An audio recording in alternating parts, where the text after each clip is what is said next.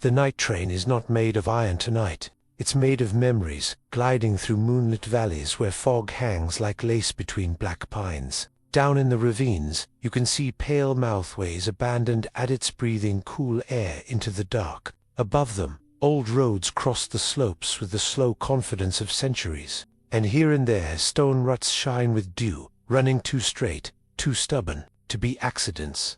Listen.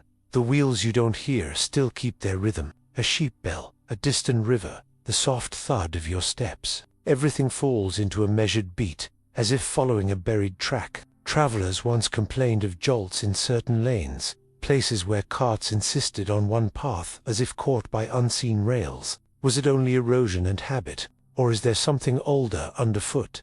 A grammar set in stone before the empire that taught Europe to march? That is our question. Gentle and heavy at once. Could old Europe rest on a forgotten rail laid, not by Rome's legions, but by hands we struggle to name? The stakes are not treasure chests or crowns. They are the map in your head, the way streets and rivers and markets quietly arrange your days. If a deeper order lies beneath the cobbles, history might ask us to listen with new ears and walk with softer steps. We won't run. We'll move as the night train does, unhurried, trusting signals no louder than starlight. We'll test the before Rome idea without romance and without scorn, weighing grooves and myths, quarry marks and measurements, legends that glow at the edges, and facts that keep their coats buttoned. You will not be asked to believe, you will be invited to notice. On a hillside, the ruts vanish under grass, and still your eye knows where the line continues. That is how this inquiry will feel, a shape that persists when facts go shy. We'll gather our calm and follow it, valley to valley, listening for the low echo beneath the cobbles, no more urgent than breath. But how do such whispers begin? Not with proclamations, with footsteps, a story traded over a gate, a miner's joke about stone that guides the wheel. Tomorrow we'll trace those first rumors back to the mouth of the tunnel and see who spoke, and why. For now, let the rails sleep, and keep your questions warm for later. At dawn the valley stirs, and stories wake before the roosters. In the mining towns, shifts change like tides, and the night crew leaves the tunnels with pockets full of talk. They speak of galleries that angle with unnatural grace, of cartways that steer themselves, of grooves in the bedrock that hold a wheel as surely as a hand. A foreman laughs, calls it superstition, then sets his wheel there anyway because superstition gets her to daylight on time. Up the slope, monasteries keep quieter hours. In margins beside psalms, a patient hand notes a curiosity. Road below chapel refuses deviation. Another monk sketches two ruts with a feather-thin ink line, adds a date, adds a prayer. Scriptoria survive when ledgers burn. While barons misplace blueprints, monks misplace almost nothing. Centuries later, a librarian finds the page pressed against dried time, and the ink still argues gently with the present. Down in the market, proof comes as rumor wearing boots. A tinsmith swears his mule drifts into the same stone tracks every year after the thaw. A wool factor bets bread on which wagon will jump the groove at the bridge. Children race toy carts across thresholds and learn the shortcuts their grandparents won't admit to believing. Around barrels and ovens, the tale keeps a low simmer humble enough to avoid taxes of attention. Whispers endure because they cost little to carry. Tonight we pocket a few and turn toward stone marks, measures, scars that don't forget as easily as men do. On a sunless afternoon the stone speaks in a low register. In an outcrop above the river, two grooves run shoulder to shoulder, as if twin threads were pressed into the bedrock and never lifted. Their spacing repeats along the slope, neither perfect nor random, suggestive, like a heartbeat. Between them, a faint ridge shows polish, like glass rubbed by centuries of wheels or water, or something with patience. At the quarry face, the rock changes tone. One wall looks smooth, a sheen you notice only when clouds move, and the surface holds light, like cool sugar. Vitrified, some say, pointing at patches where grain blurs into glaze. Fire could do it. Rubbing could do it. Just beside, chisel marks step in a rhythm. Long, short, short, pause. The pattern repeats on blocks hauled miles away, as if a craftsman left a signature he never meant to hide. Follow the lines downhill and the ground complicates itself. Grooves dive toward a marsh, then rise clean on the far bank, too straight for animals, too careless for aqueducts.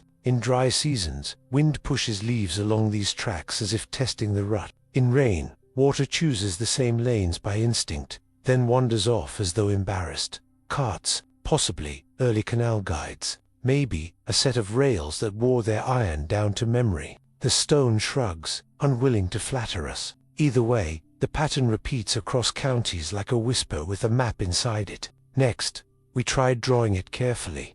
On paper, the rumor begins to grow bones. You lay translucent sheets over county maps and find a shy straightness threading the hills, a chalk ridge crowned by a hillfort, a spring that locals still call holy, the crypt of a market church, where the floor dips as if remembering earlier feet join them, and a line appears. It crosses hedges that twist like sleepy snakes, ignores lanes that wandered with livestock, and keeps its course as if it trusted a distant star. Walk it, and the land offers small confirmations. Field boundaries waver, yet a hedge older than the manor's charter runs with you for a furlong. A row of veteran oaks planted for windbreaks, people say happens to mark the same bearing. In winter, when frost paints plough ridges, a paler seam glints at dawn, tying the far stile to the church tower's shadow. From the railway embankment, the view clicks into focus, over miles.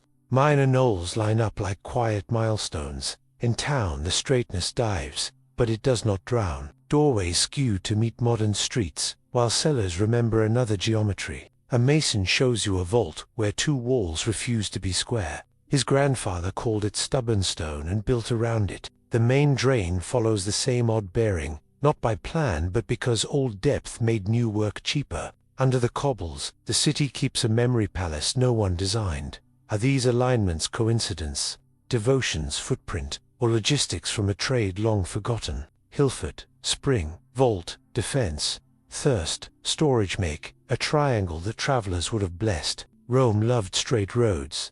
Yes, but some lines slice through places Rome never held. Across peat and granite with equal indifference. Aerial photographs add their soft testimony. After harvest, pale stripes ghost through stubble. In drought, parched grass sketches rectangles that the parish has no record for.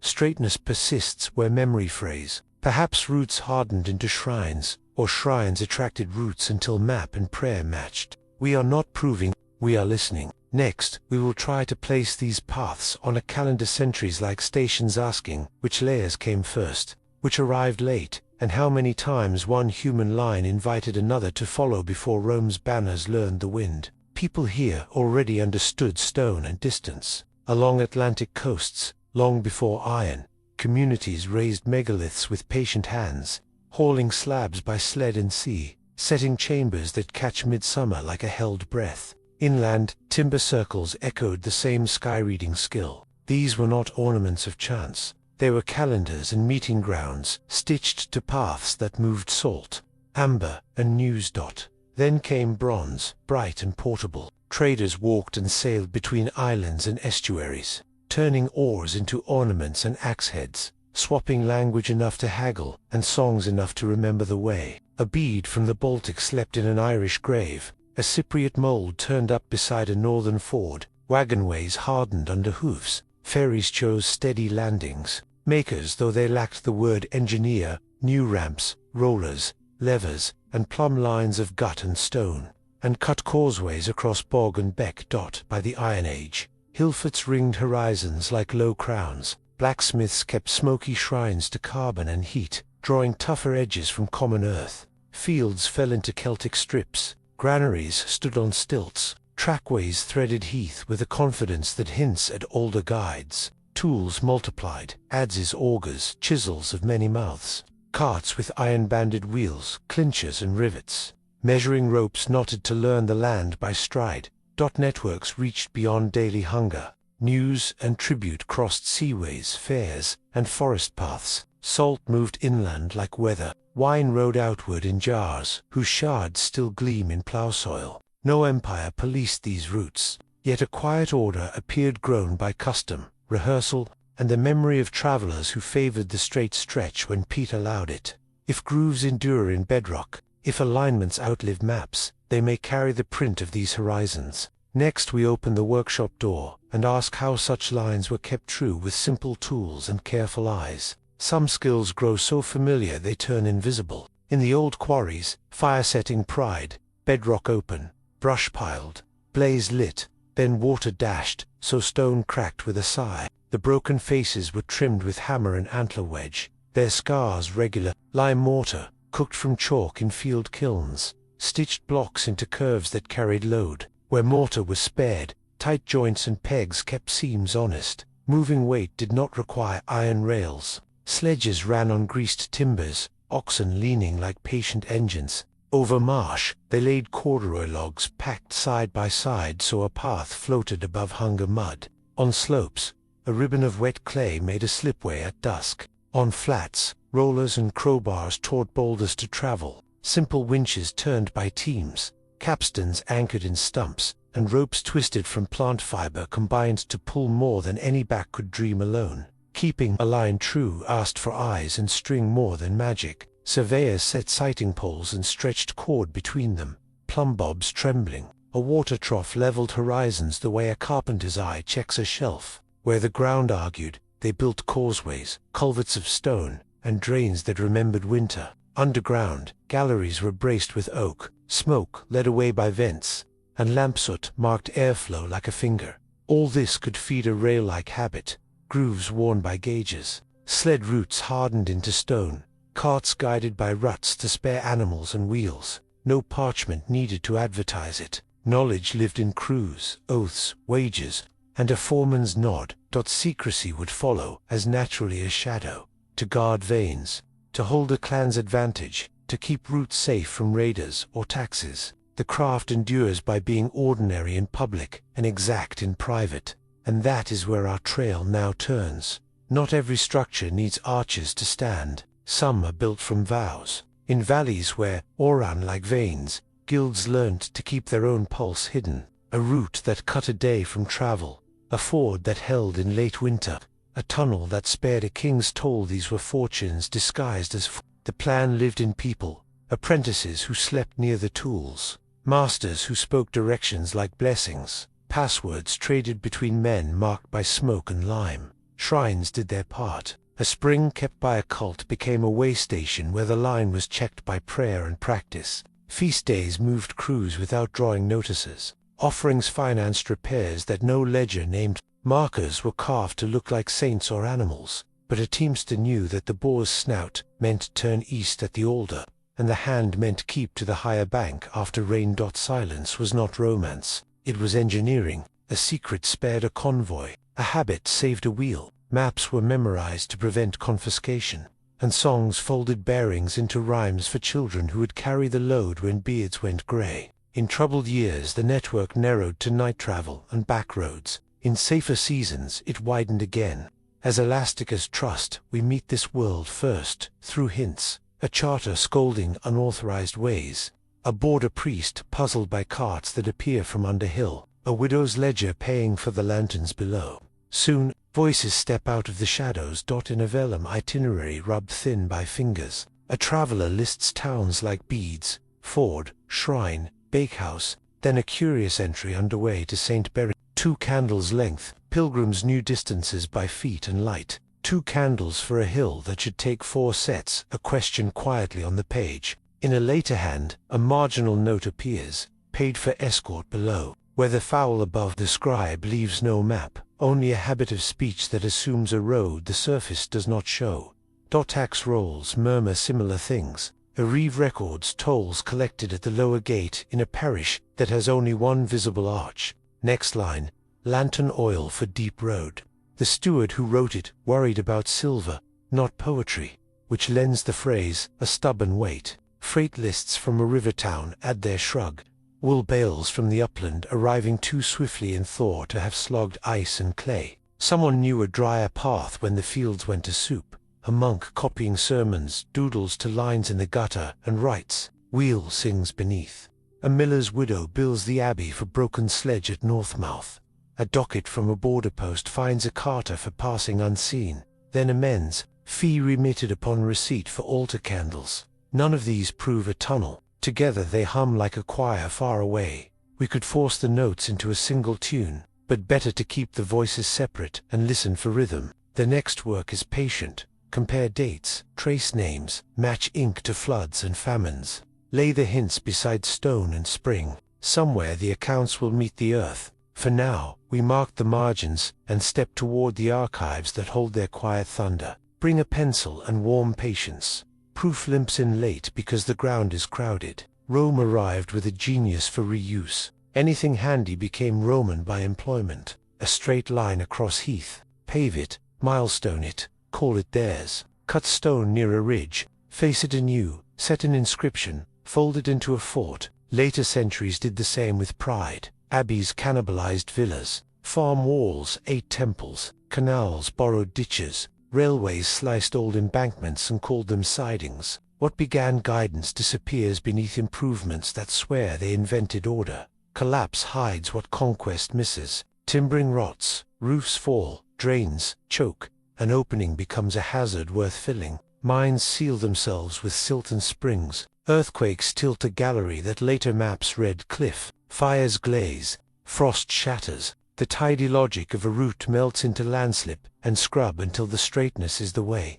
Brambles advance. Cities add their heavy quilt. Markets grow over fords. Vaults become basements. Sewers take the easiest lines, and builders keep them without knowing why. When archaeologists dig, permissions favor plazas and shrines. Utility crews find a tunnel Tuesday and brick it by Wednesday so buses run on Thursday. Notes vanish in glove compartments. Even when stone stands open, we mishear it. Parallel grooves can be cart paths, sledge guides, or the bite of weather. A vitrified wall might be accident, industry, or ritual. Tool marks travel with their users. A Roman chisel can cut pre-Roman ideas. Forgeries complicate love. So do legends that fit too neatly. So the claim stays difficult. Too many hands, too many winters, too many names for the same ditch. That does not make it false. It makes our next step careful sorting types of evidence, testing them in pairs, and asking the earth to answer with small clarity it can spare for now. Night leans close as our candle finds a stone lintel, its edge cool and pitted where chisels once tapped a tired rhythm. Shadows collect in the scars, a shorthand left by hands that measured without meters. Trusting string, breath, and habit, we lift the flame and the wall answers in glints, a groove that chooses one wheel over another. A patch of glassy face like cooled sugar, a line that obeys a star more than a hillside. Each hint asks for its proper shelf, so here, at the threshold, we name our lantern's work. First, the stones themselves, cuts, ruts, vitrified skins, joints that refuse accident. Second, the ways in which ground remembers, alignments that persist through hedges and drains, gradients that feel designed when boots and water agree. Third, the words that survived their errands, margins and ledgers, itineraries, fines, inventories that yawn at mystery but betray a path. Fourth, the clocks and maps that framed them, layers, floods, reused timelines that keep zeal from guessing. We will sort gently, pairing rock with record, root with rumor, chisel with date. The lintel doesn't open yet, but the key warms in hand. Step softly, evidence waits in the next room. Before we step further into the tunnel, we need 4 steady posts to tie a rope. Think of them as the pillars that hold the walkway. Material, textual, cartographic, and folkloric. Each one carries weight on its own. Together they make a bridge you can cross without hurry. Material is the earth talking directly. Stone ruts, tool marks, mortar, timbers, slag, pollen caught in old drains, things you can touch, measure, and date. They resist mood. They can still mislead, but only within the limits of their shape. Textual is the human voice caught in ink. Charters, ledgers, laws, itineraries, sermons that wander into logistics. Words bend, yet they carry context. Who paid? Who forbade? Who counted lanterns for the deep road? Good texts bring names, numbers, and the smell of a room. Cartographic is how place remembers itself over time. Alignment studies, parish plans, military surveys, aerial photographs, satellite layers, even utility maps that trace the easiest lines. A single map can lie, a stack can confess. Folkloric is memory that walked without paper. Songs, proverbs, craft sayings, place names, the way elders point with chin instead of finger at a certain hedge. Folklore is not a fallback. It is a set of clues with etiquette. You test it. You do not worship it. Our rubric is simple. Start with material. Look for a text that rhymes. Ask the maps whether the rhyme fits the ground. Check the folk memory to see which door locals open first. Require at least 2 pillars to agree, and prefer 3. Allow for surprise when an outlier refuses to vanish, but do not call mystery proof. With that in mind, we light the first lamp beside the rock itself, the marks and residues that outlast owners and flags, and listen for what stone will admit. Before dawn, stone will tell you when a human has argued with it. Natural caves wander, surfaces ripple like cooled batter, breaks look jagged, and angles rarely repeat. In engineered tunnels, repetition is the first clue. Tool signatures march in rhythms long. Short where picks bit on the downstroke and skated on the up. Chisel facets meet like tiny mirrors, regular enough to catch a flame. On ceilings, scalloped scars from fire setting and quench red, as deliberate work rather than weather. Light leaves its own archaeology. Lamp niches sit shoulder high, at intervals a worker could count in steps. Their smoke stains taper above the pocket, a sooty halo that natural caverns do not arrange. Near the entrance the niches come closer. Deeper in, they widen as crews learned the path. Soot on the ceiling forms bands where air drafted toward event another human intention. Water is the hardest critic, and a worked passage manages it. Look for drainage sills, slight lips at floor edges guiding trickles to a side channel. For culverts bridged with flat slabs, 4 floors pitched subtly toward one wall. Natural conduits meander. Engineered ones feign straightness, even when rock resists. In clay, corduroy impressions may survive parallel ghost lines where timbers once spread weight. Cross-sections tell character. A natural tube tends oval. A human gallery settles on a horseshoe or trapezoid, sized for a person with a load, where transport mattered. Paired ruts worn into bedrock remain a guidance habit that behaves like rails without needing iron.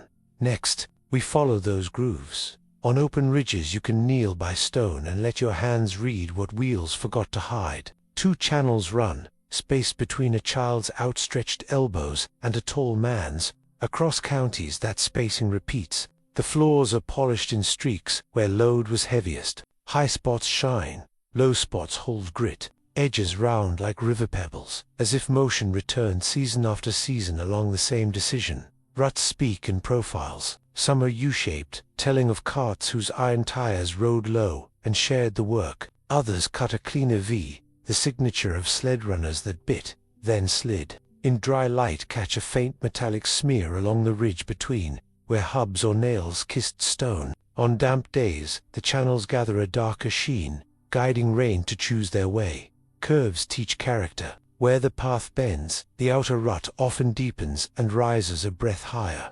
A quiet banking that keeps loads from wandering. At junctions, a third, brief groove appears like a ghosted switch, then fades as the twins reunite. Here and there new blocks were let in repairs set across the wear like stitches, proving maintenance rather than accident. Drains nibble the edge at intervals, as if a rule book existed for water.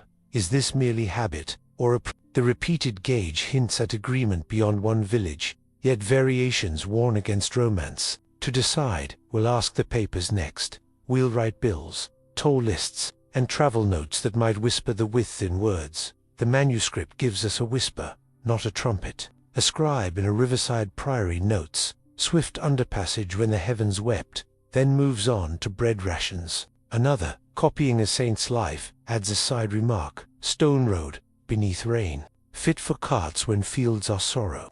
A steward complains of fees at the lower way, remitted in flood, as if everyone knows what that means. None of these lines point to a plan. They read like a shrug, toward the practical, the way one mentions a bridge without drawing it. The danger is our eagerness. Underpassage might mean a ferry under a cliff. Stone road beneath rain might be a flagged causeway, nothing subterranean at all. Even lower way could be a taxman's euphemism for a path the manor preferred not to name, in case the lord charged extra. Confirmation bias loves such vagueness. It turns every shadow into a tunnel, so we practice a slower reading. First, provenance. Who wrote, for whom, and when. A monk writing logistics in Lent is a better witness than a poet describing a miracle. Second, context. What was the weather, the harvest, the war? If underpassage appears only in flood years, we lean toward a covered or protected route rather than myth. Third,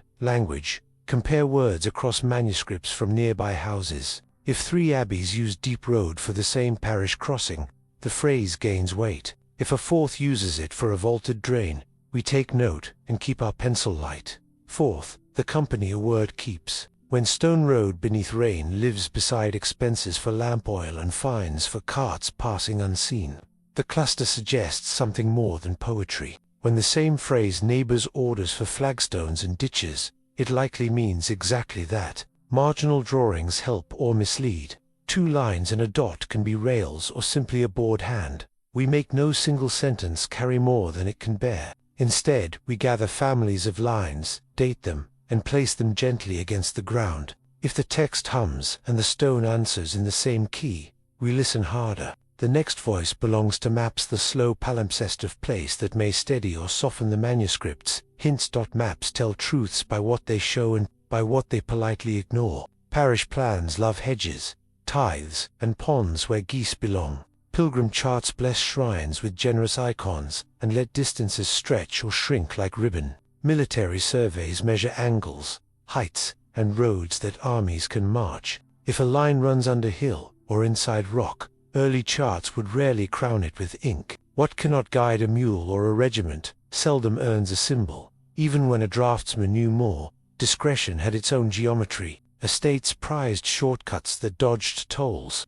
Mines guarded arteries that fed furnaces. A clerk might shift a path a field's breadth to protect a right, or draw a harmless hedge where a service track actually ran. Symbols migrate. A dotted way becomes a drainage. A tiny arch marks a culvert, then forgets to say how far it goes. Colors whisper. Blue for water that someone wants you to believe is all there is. Rivers and shrines dominate the page because they anchor memory and lore. If a hidden way paralleled a riverbank or leaped between chapels, a map could hide it in plain sight by thickening the riverline or enlarging a saint's halo. A boundary stroke that refuses to zig with the hedges might preserve an older straightness under new names. Later editions repeat the stroke because repetition feels like truth. Comparing editions becomes detective work. A lane appears after a drought year, then vanishes when rains return. A drain symbol walks across 2 farms over decades, stubbornly keeping a bearing no ditcher would choose without reason. Marginal scales change. North shifts a hair, yet one angle survives like a key left under a doormat. Folklore arrives without footnotes, but it knows where to stand. In one valley, elders point with their chins toward a ridge and say the king's tunnel runs under the barley. In another, a grandmother warns children not to play near the ash trees, because a cart of light once passed there at midnight and never came back. Such lines sound like lullabies, yet the motifs travel with stubborn precision. Tunnels belong to hills that ring hollow. Carts of light haunt cuttings where echoes behave oddly. Doors in rock open on saints' days near springs that never freeze. The stories drift with weather, but they gather over the same few places, like swallows at dusk. Treat them as a compass, not a verdict. The tale tells you where to slow your step, not what you must find. When 5 hamlets share a word for the deep road, walk the bearing that joins them, and see which ditch keeps the straighter course. When a rhyme warns, counter chapels, turn to stone. Measure that angle between shrines, and check the ground for a ridge of wear. Names pin memory to maps. Hologate, underbar. They may lie, but they rarely lie everywhere at once. Respect has its rules. Ask in kitchens, not stages. Listen for details that can be wrong: seasons, smells, landmarks, and see if neighboring villages contradict or complete them. Keep the miracles as metaphors unless the earth agrees. And remember that fear leaves fingerprints. Smugglers, raiders, taxman, all taught silence. Their shadows cling to corners the sun can reach. Folk memory's reward is direction. It narrows thousands of acres to a few seams worth walking twice. With those bearings in hand, we can climb the ridge at dawn. Bring string and level, and try small, patient experiments to see whether the land answers the stories with stone. At first light, you don't need machines. Only patience. Stand on a suspicious ridge, and clap once. Solid ground swallows sound. Hollow places answered with a soft afterbeat, as if the earth had a room inside it. Try a slow stamp with the heel. A dull thud means clay and root. A paler, ringing note hints at void or vault. Repeat along a line, marking spots where the echo lingers, breath longer than elsewhere. Air tells tales too. Hold a feather or a thread of wool at ankle height. Instill whether it should hang polite. If it trembles in one notch of the path and nowhere else, you may be above event. On cold mornings, watch breath. Wisps slide toward cracks that pull. In summer, lay the back of your hand near a seam at dusk. Cool draft, warm draft, both clues, depending on the day they choose. Temperature keeps its own ledger. After sunset, stone over space loses heat faster than stone over packed ground. A small infrared thermometer, the size of a lemon can, map a strip in minutes. You do not need readings to the decimal. You want contrasts that repeat. Chalk them, step away, return, and see what remained. None of this breaks turf. It is courtesy to land and legend alike. And when your notebook shows a pattern echo here, draft there, a cool run joining both, you can invite sterner tools to visit. Magnetometers, resistivity lines, and quiet radar that sketches voids like rain seen through cloud. From the hilltop, new lanterns arrive that do not burn. They shine in pulses and radio murmurs, lasers that count leaves. LiDAR sends light from a plane or drone and measures how long a blink takes to return. Strip away forest, and the ground's handwriting appears. Terraces, embankments in bracken, a hint of straightness beneath hedges. What a walker feels as hunch. The point cloud sketches with patient dots. Ground-penetrating radar speaks a different tongue. A small sled sends short radio waves into soil and listens for echoes. Hard surfaces answer crisply. Voids answer like swallowed breath. The record looks like a knitted scarf, bright lines, dark hollows, arches curving where a buried roof might lie. Depth scales in colors. Clay blurs, sand clarifies, moisture complicates. You read by comparison. One transect across clean pasture, another across the suspect stripe. Magnetometry listens for what heat once changed. Fired brick, hearths, slag, and backfilled ditches tug the needle. Walk a grid and the map inks itself. Smudges for pits, stripes for trackways, rectangles for rooms gone to sleep. Iron rubbish, shouts. Careful processing softens the noise until patterns remain. Pair magnetics with radar and you caught a conversation. Structure with heartbeat. Layout with depth. These tools do not prove legends. They narrow the field. Used well, they respect gardens and cellars, livestock and pipes. A morning's survey can spare a season's digging, or point to a single trench where everything gathers. Under streets, rigs pace at night, tracing the ghost geometry of drains and foundations that nudged later builders. Layer the results, and shy certainties grow bolder. A LiDAR trace aligns with ruts. Magnetics darken along the same bearing. Radar sketches a low arch between. Now we can speak of clusters, and turn to places where hints meet, like friends at a gate. Confidence doesn't appear with a shout. It gathers like neighbors at dusk. In one upland parish, two shallow ruts cross a pasture with the same spacing seen 10 miles away. Along their edge, drains nibble at regular steps, and a single replaced slab sits sideways like a stitch. LiDAR removes the hedges and shows the ruts continuing as a faint ridge through 3 fields. A winter walk adds sound. The path rings lighter in one patch. Then again, 30 paces on, as if an unseen lintel spans the cold. Texts do their small part. A tithe roll notes oil for lamps on the lower way, while a road order lists a repair between the oaks. The very line LiDAR traced. Folklore points its chin. Old men call the strip the king's bed. Young ones joke that carts of light live there. None of this proves a tunnel. Together, it refuses to be nothing. Downriver, a market lane bends to meet the same bearing. Magnetometry dusts the map with a clean stripe. Ground-penetrating radar sketches a shallow arch beside a culvert stone that looks older than its neighbors. In a cellar close by, 2 walls refuse 90 degrees. The owner shrugs and says the house prefers that slant. On a wet day, the threshold exhales a faint cool draft that dries a line of raindrops into ellipses. We mark these places with circles, then layers, stone, text, map, tail. Where 3 circles overlap, confidence rises. Wherefore, meet, we plan a trench the size of a door, or none at all, if a door seems already waiting. The aim is not spectacle, but proportion proof that grows with each agreeing witness. Across Europe, hills and harbors host such congregations for us to visit. Fold the map once, twice, and slip it behind the elastic of the field notebook. We'll travel light, a pencil that keeps its point, a lemon-sized thermometer, string, chalk, and the patience to stop when a hedge remembers something. The slow train leaves at grey dawn. First, the Atlantic fringe, granite coves, and moorland tracks, where ruts shine after rain. We'll walk cliff forts that face old Selanes, and listen for draughts in chapels, lashed to rock.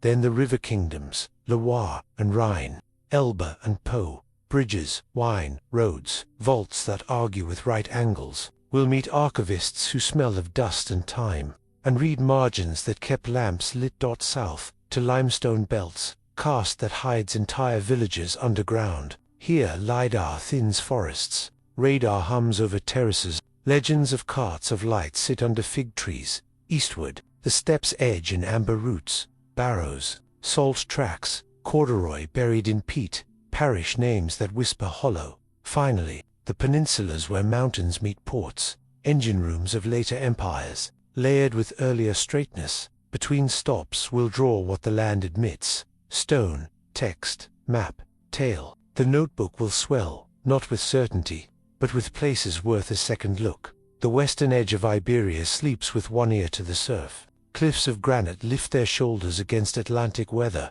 and behind them valleys keep old mines like tucked scars. In gull-swept coves, you can find the mouths of galleries where tin and silver once traveled in baskets and on backs, coming out to meet salt and ships. Paths learned the tides, lanes pressed into rock above the spray line, steps chipped where fishermen and carriers shared the same stubborn stare. Follow the coast at low water and straightness appears, shy but insistent. 2 grooves take a bearing along a headland, then slip into a sea cave, where swells breathe in and out like a sleeping animal. On some evenings, the cave exhales cooler air than the night, as if a longer passage waited behind the roar. Inland, cartways run parallel, as if obeying a rule wider than one village. Saints' chapels, perched by springs, tag the line like beads. Pilgrim roads stitch themselves to this fabric later, shouldering toward Compostela. The waymarks speak of prayer, yet the feet find efficient ground terraces. Causeways, flagging where the bog would swallow wheels. In parish books, a few notes survive whether of centuries. Lamp oil for the lower stair, tolls remitted in storm. A steward cranky about repairs after a winter of waves.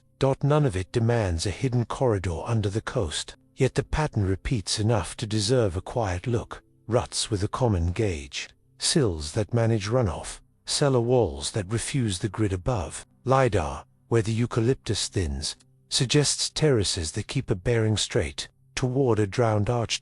We will keep the ocean to our left and the granite to our right, and follow the salt-bright track north, listening for draughts where gulls circle longest, north of the surf. The land rolls like a folded cloak, and the old Celtic towns are peter-holed hilltops with wide views. From their gates, stone roads spill down in slabs and cobbles, not Roman in stamp, but careful all the same.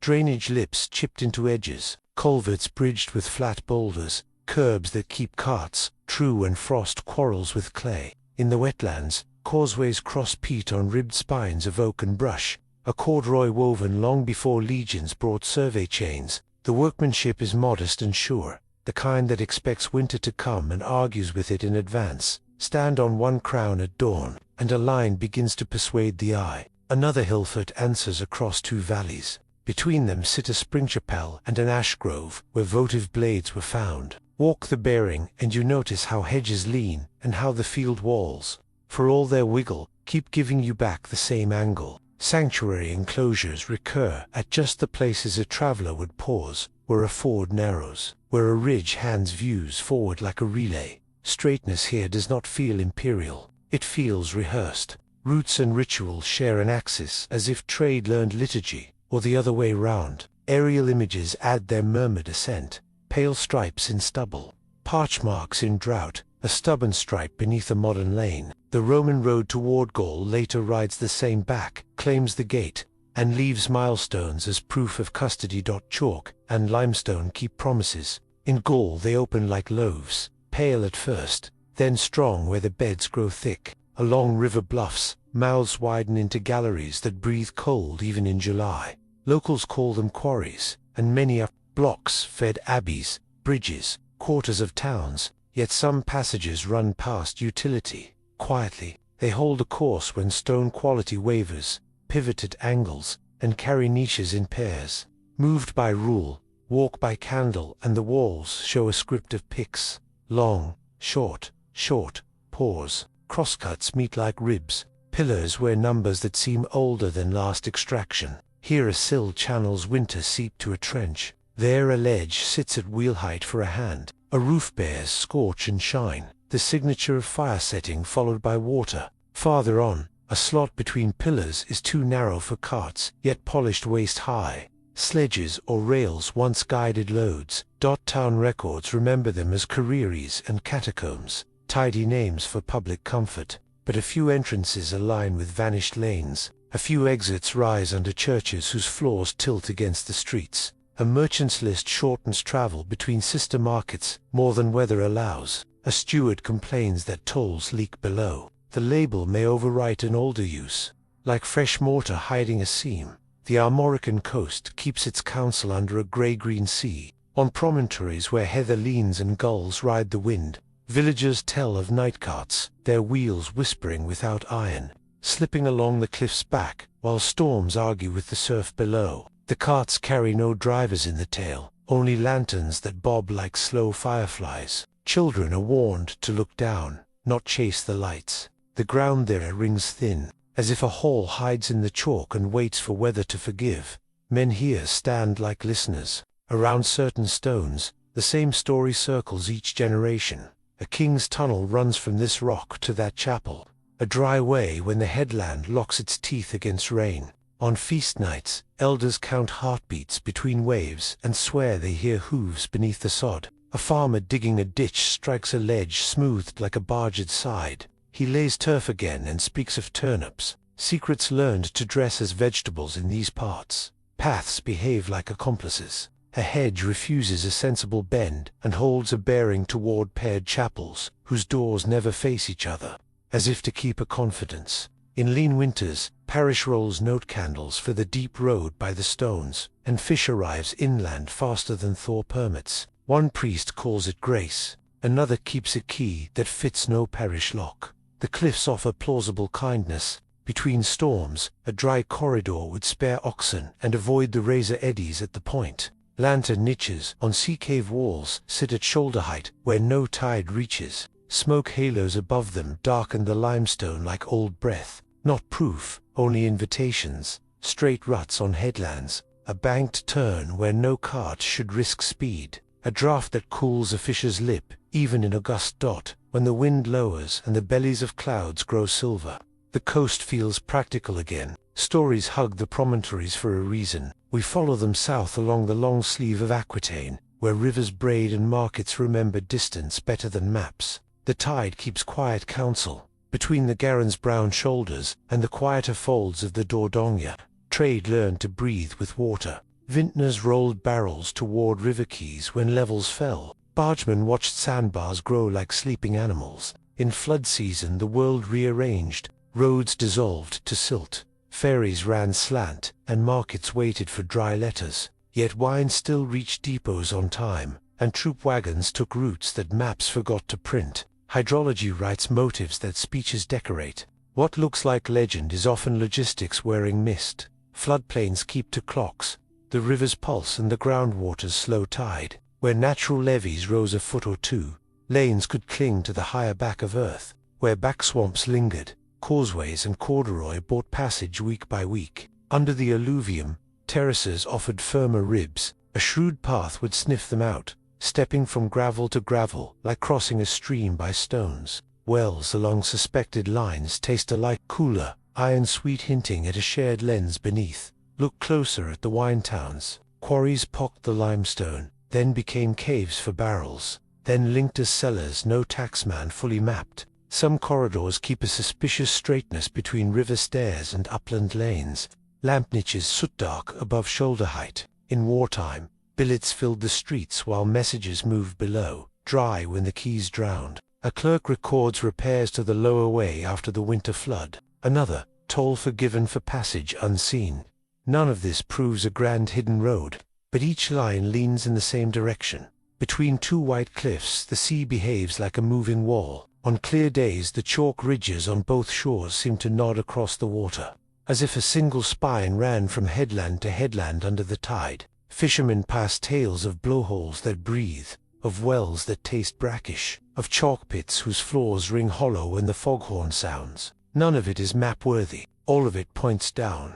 If a passage ever threaded that ridge, no grand tunnel, stitched segments joining ford to ford its traces, would be shy. Shafts disguised as quarries, steps hewn where kelp clings, lamp niches in sea caves too high for spray. On either shore, lanes that take a bearing to nowhere, then stop at the shingle with the stubbornness of memory. Old pilots needed little more, a night of slack water, a chain of dry pockets. Courage, measured in breaths. Records speak in splinters. A customs roll finds a carter for passing unseen to the farther parish. A monastery ledger pays for rope and candles. For the chalk mouths, a village rhyme remembers a groom of the tunnels whose duty was to test the air with a feather. You could call it contraband romance. You could also call it the kind of quiet engineering that survives because it never asks for a trumpet. Hydrology neither proves nor laughs. Freshwater lenses bulge beneath the bars, where chalk caves nibble at the edge. Brackish pools rise and fall out of time with the tide. A patient root could learn those lungs and move when the sea was distracted.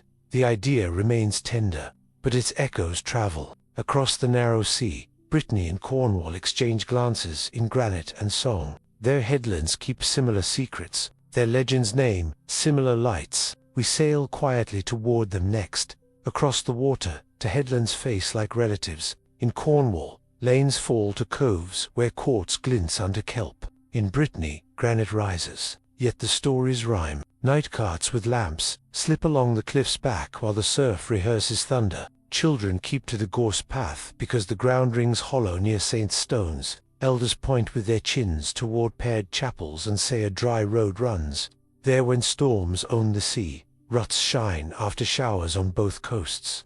Stubbornly spaced and banked at turns no careful carter would race. Sea caves hold lamp niches at the same shoulder height. Soot halos darkening limestone and slate. Place names lean toward secrecy. Hollow Street and Underbar, Plew here and Porth there, answering across the channel. Quarries become cellars, become corridors. No taxman writes down. Smugglers left footprints, surely. So did pilgrims and miners. The older tune may be traffic that preferred dry stone to spray. When gales made harbors fickle, fish and letters still arrive too quickly for surface roads. Ledgers mutter about rope and candles, repairs to lower ways, tolls forgiven for passages unseen. Folklore does not swear, it hums. Maps do not boast. They repeat odd bearings between chapels like a refrain. Patterns are not proof, but they are invitations. Set the two shores on tracing paper and the line between begins to behave. Next we try a sailor's synthesis.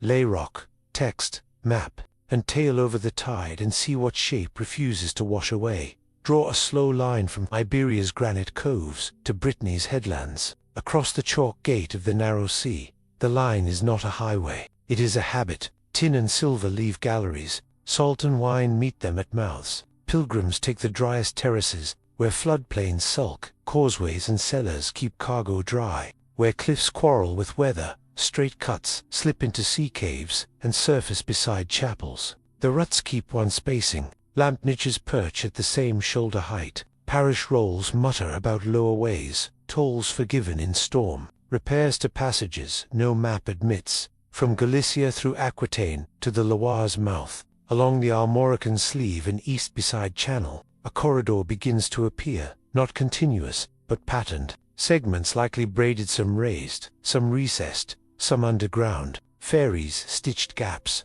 Chalk lungs lent breath beneath the tide. Limestone galleries doubled as quarries when officials asked, Rome later paved the visible ribs, set milestones, and called the habit theirs. Behind the emblem, older choices remained. Uncertainties deserve ink. Ruts can be carts and nothing more. Firegloss can be kiln. Legends may memorize smuggling better than sanctity. Magnetics sulk near iron fences. Radar lies where clay drinks. Straightness tempts the eye. We keep only what survives. Crosscheck. Stone with text. Map with tail. Repeatable bearings. Travel times that ignore mud if the corridor holds. Its logic is simple.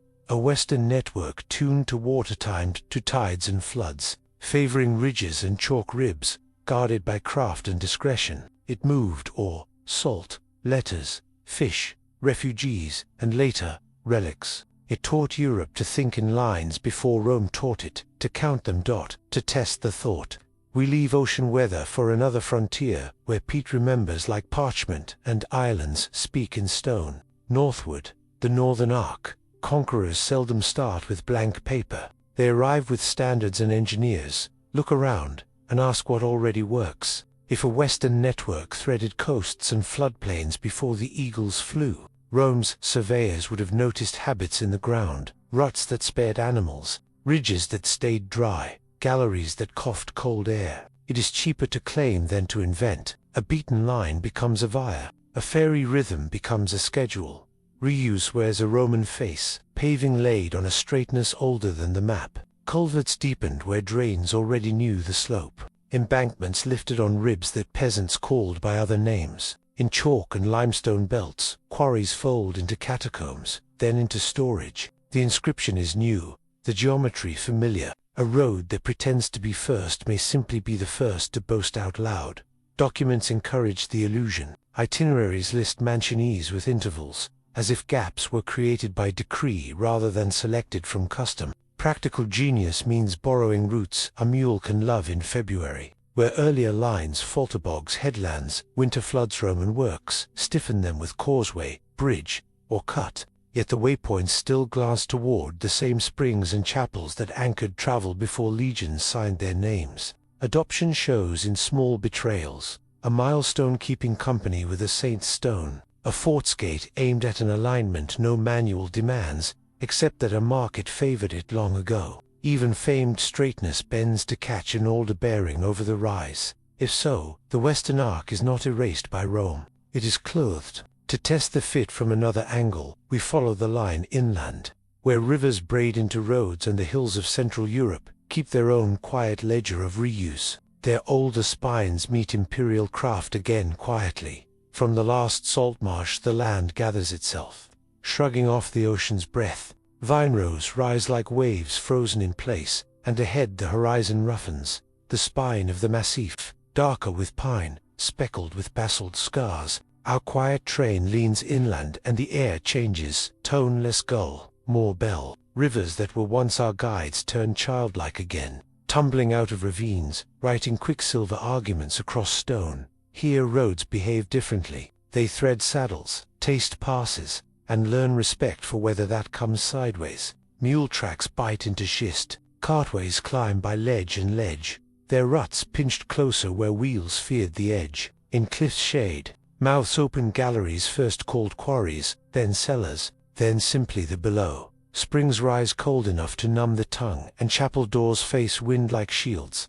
Ahead, the high gates, Jura blue with distance, Alps whitening as if morning had pooled there forever. Between them lie terraces and long embankments, whose straightness seems too patient to be accident. Did earlier lines teach the empires where to cross? We won't answer tonight. We will climb, gently, with string and lamp and open ears, and let the stone declare its old intentions. Central Europe breathes through limestone. Hills that seem solid are honeycombed inside. Rivers vanishing and returning later as clear vows. Caste was carved by patience before tools. People learned to borrow that patience. A fissure becomes a shaft with careful blows. A swallow hole is given stone lips to take stormwater in disciplined rush. Where rock roofs a dry pocket, a crawlway grows into a gallery wide enough for sledges and men to pass in quiet file. This stone forgives the discreet engineer. It cuts clean, holds an edge, and warns by changing color when it tires.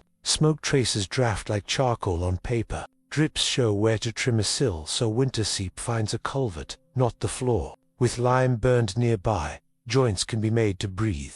Mortar that wicks moisture and lets a roof relax after rain. Oak ribs wedge into sockets that need no iron. A wall that seems raw proves deliberate by lamp. Regular pick bites, niches, floors pitched to a drain.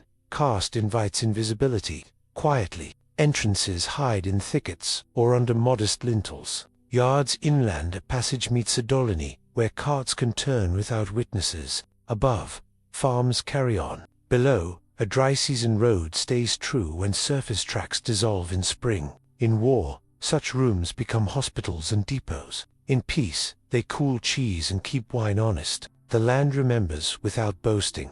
Because stone rewards repetition, craft settles into rule. Shafts descend at intervals that match a rope's temper. Drains recur at a stride. Galleries keep a height that spares backs and a width that spares wheels. When corridors endure across valleys, these measures rhyme. A spacing travels like a handshake through rock. Next we listen for those agreements, the gauges that hint more than one valley was marking the stone. Stone keeps habits the way paper keeps ink. In cast galleries, two measures recur like a refrain. The distance between paired grooves on the floor, and the interval between lamp niches on the wall. The first hints how wide a load rode. The second, how far a worker walked before resetting his shadow.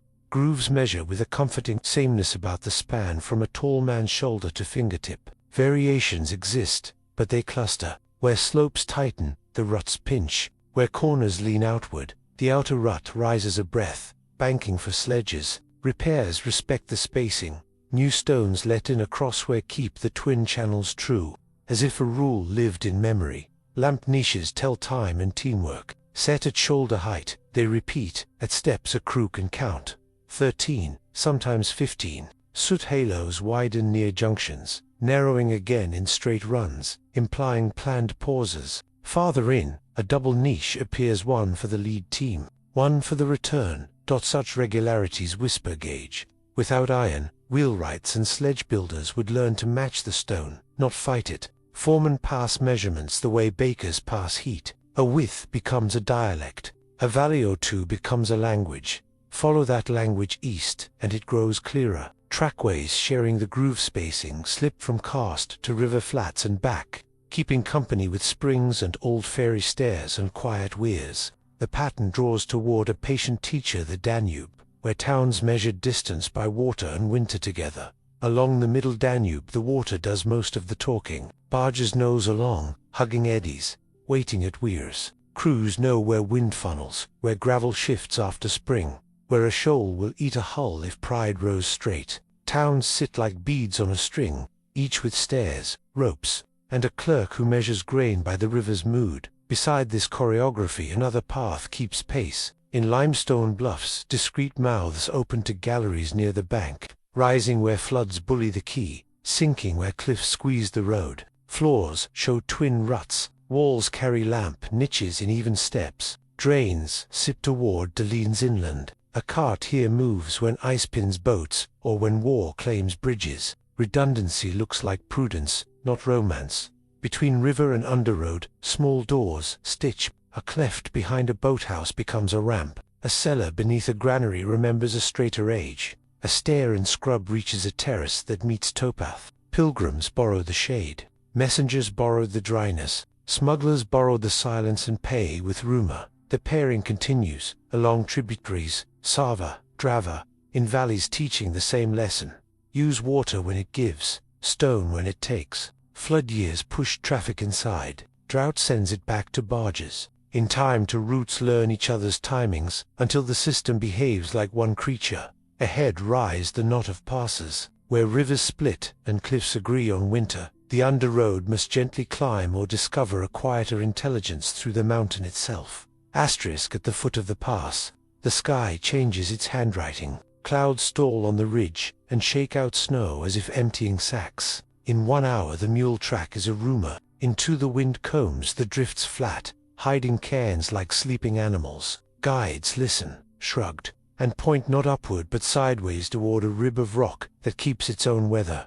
Along that rib runs a ledge, just wide enough for a sledge and 2 men. In summer it looks like a balcony for goats. In winter it becomes a road that refuses to vanish. Here and there, the ledge tucks into the mountain under a stone eave. Lantern soot darkens the ceiling. Meltwater is led away by small sills chipped with confidence. So ice grows where it is told. When the slope threatens an avalanche, the path ducks behind a knuckled outcrop and reappears 50 paces later, dry as if winter had missed a step. At turns, low walls hold the outside edge like a steadying hand. In rougher sections, short galleries pierce spurs of rock, daylight showing at the far mouth a breath of tunnel. Not ambition, but enough to escape the slope's anger. Lamp niches repeat at measured intervals. Draft threads along the ceiling. A notch in the floor remembers runners greased with tallow. When storms close the summit, caravans wait here, shuttling loads from pocket to pocket, trusting the stone's patience more than the skies. Below, a stream disappears into a swallow hole and returns warm a valley later. Someone used that warmth. Caches are cut above the floodline. Charcoal bins hide behind scree. A shelter's lintel bears pick marks with a rhythm we have met before. Traders move salt, hides, and something heavier in sacks that clink when placed on rock. Asterisk if these bypasses preceded the armies. They did so for quiet reasons, to keep traffic breathing when winter took the throat of the pass. The same intelligence that set sills and niches also learned the mountain's other secret: what fire could draw from stone, which ores traveled this way, and how heat could be carried like a craft through snowdot. In these valleys the mountain heated its own breath. Copper first, then iron, drew people into ribs of limestone where rock yielded to rhythm and flame. A gallery began as appetite traced with pick and lamp butt. Every vein needed a path. Out went sacks that chimed, bound for river stairs and smithies below. Back came charcoal, hides for bellows, hammerheads, nails, and the quiet mathematics of heat. The tunnel that fed the furnace soon learned to feed the road as well. Asterisk fire setting cracked faces. Sledges slid, or along grooves that widened under use. Where seams pinched, cutters opened bypasses so traffic would not choke at the richest face. Drains kept winter from owning the floor. Lamp niches set the tempo. Short steps were notched at banks where men pushed from behind. A network formed a knot, an empire's order. A craft's shafts breathing into galleries. Galleries into terraces. Terraces into lanes that touched the quay at angles no map confessed. When snow sealed the pass, these inner roads steadied the trade like ribs under skin. The loop of movement stiffened the paths, or wanted out. Iron wanted in, and tools returned like homing birds. Chisels to bite, clamps to hold, ring-shanked nails that laughed at frost. Wheelwrights tuned hubs to the groove spacing. Teamsters learned ledges where a runner rode sweet. Gallery mouths became toll points in everything but nameweights tallied, repairs paid in billets and bread.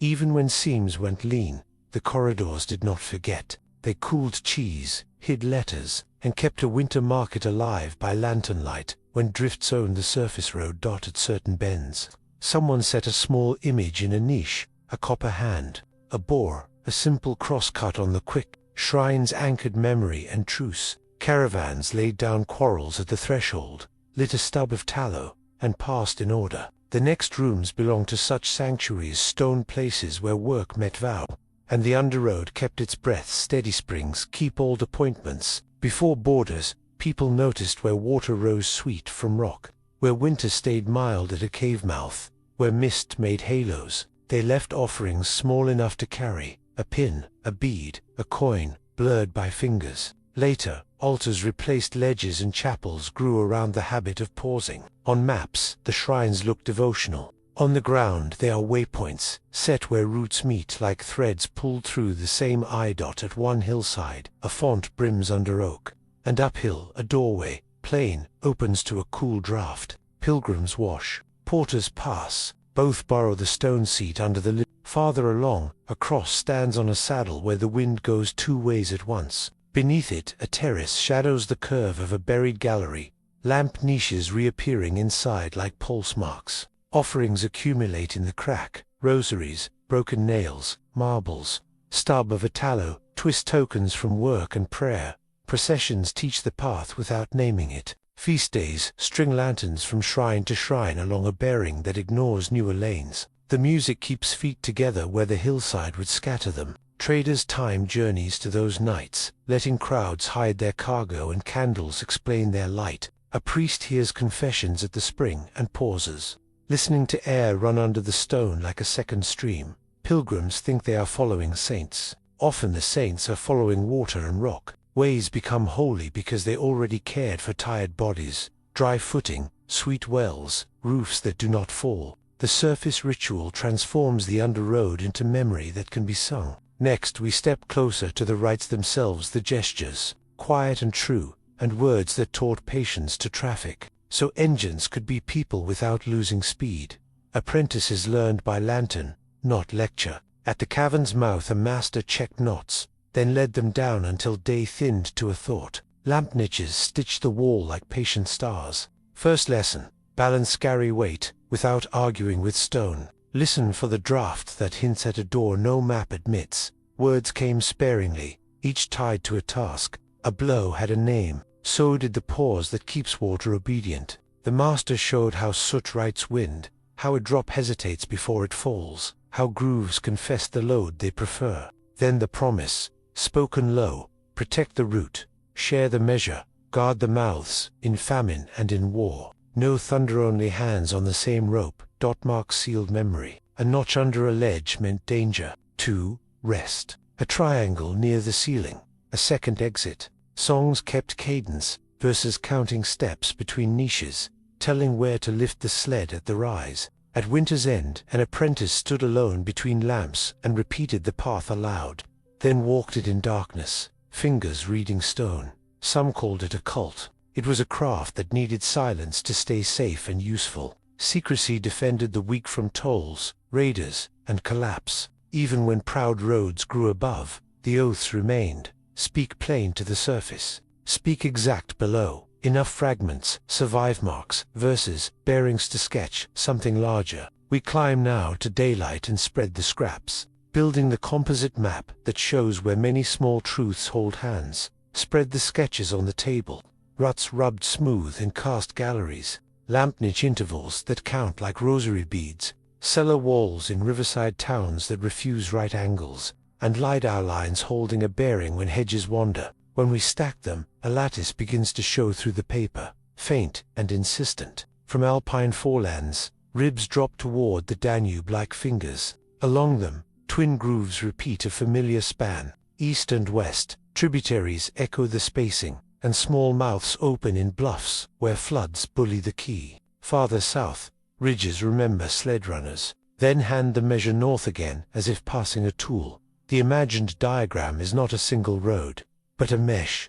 Danube towns as beads, karst corridors as threads, shallow passes as knots. A traveler in winter could move from pocket to pocket gallery, to terrace to towpath, without asking the summit for permission. Shrines in spring sit where lines cross, marking nodes the way lighthouses mark reefs. Copper goes out, iron comes back. Grain waits for water, letters refuse to. All of it, learning the same patient geometry. We mark uncertainties in ink, the color of dusk. Some grooves are cart scars and nothing more. Some underways may be drains, smugglers, fancies, or monastic cellars promoted by legend. Radar lies where clay hoards rain. Magnetics falter near fences. Place names flirt with wishful ears. Straightness always flatters us. We answer by keeping at least 2 pillars in agreement stone with text. Map with tailby for any line graduates to the lattice. Even so, enough clusters hold hands that the picture earns a try. If such a network existed, it survived not by might but by manners. Redundancy, modest entrances, useful secrecy. That is our next question. How a web this quiet endures storms, borders, and the pride of builders. Stone forgets.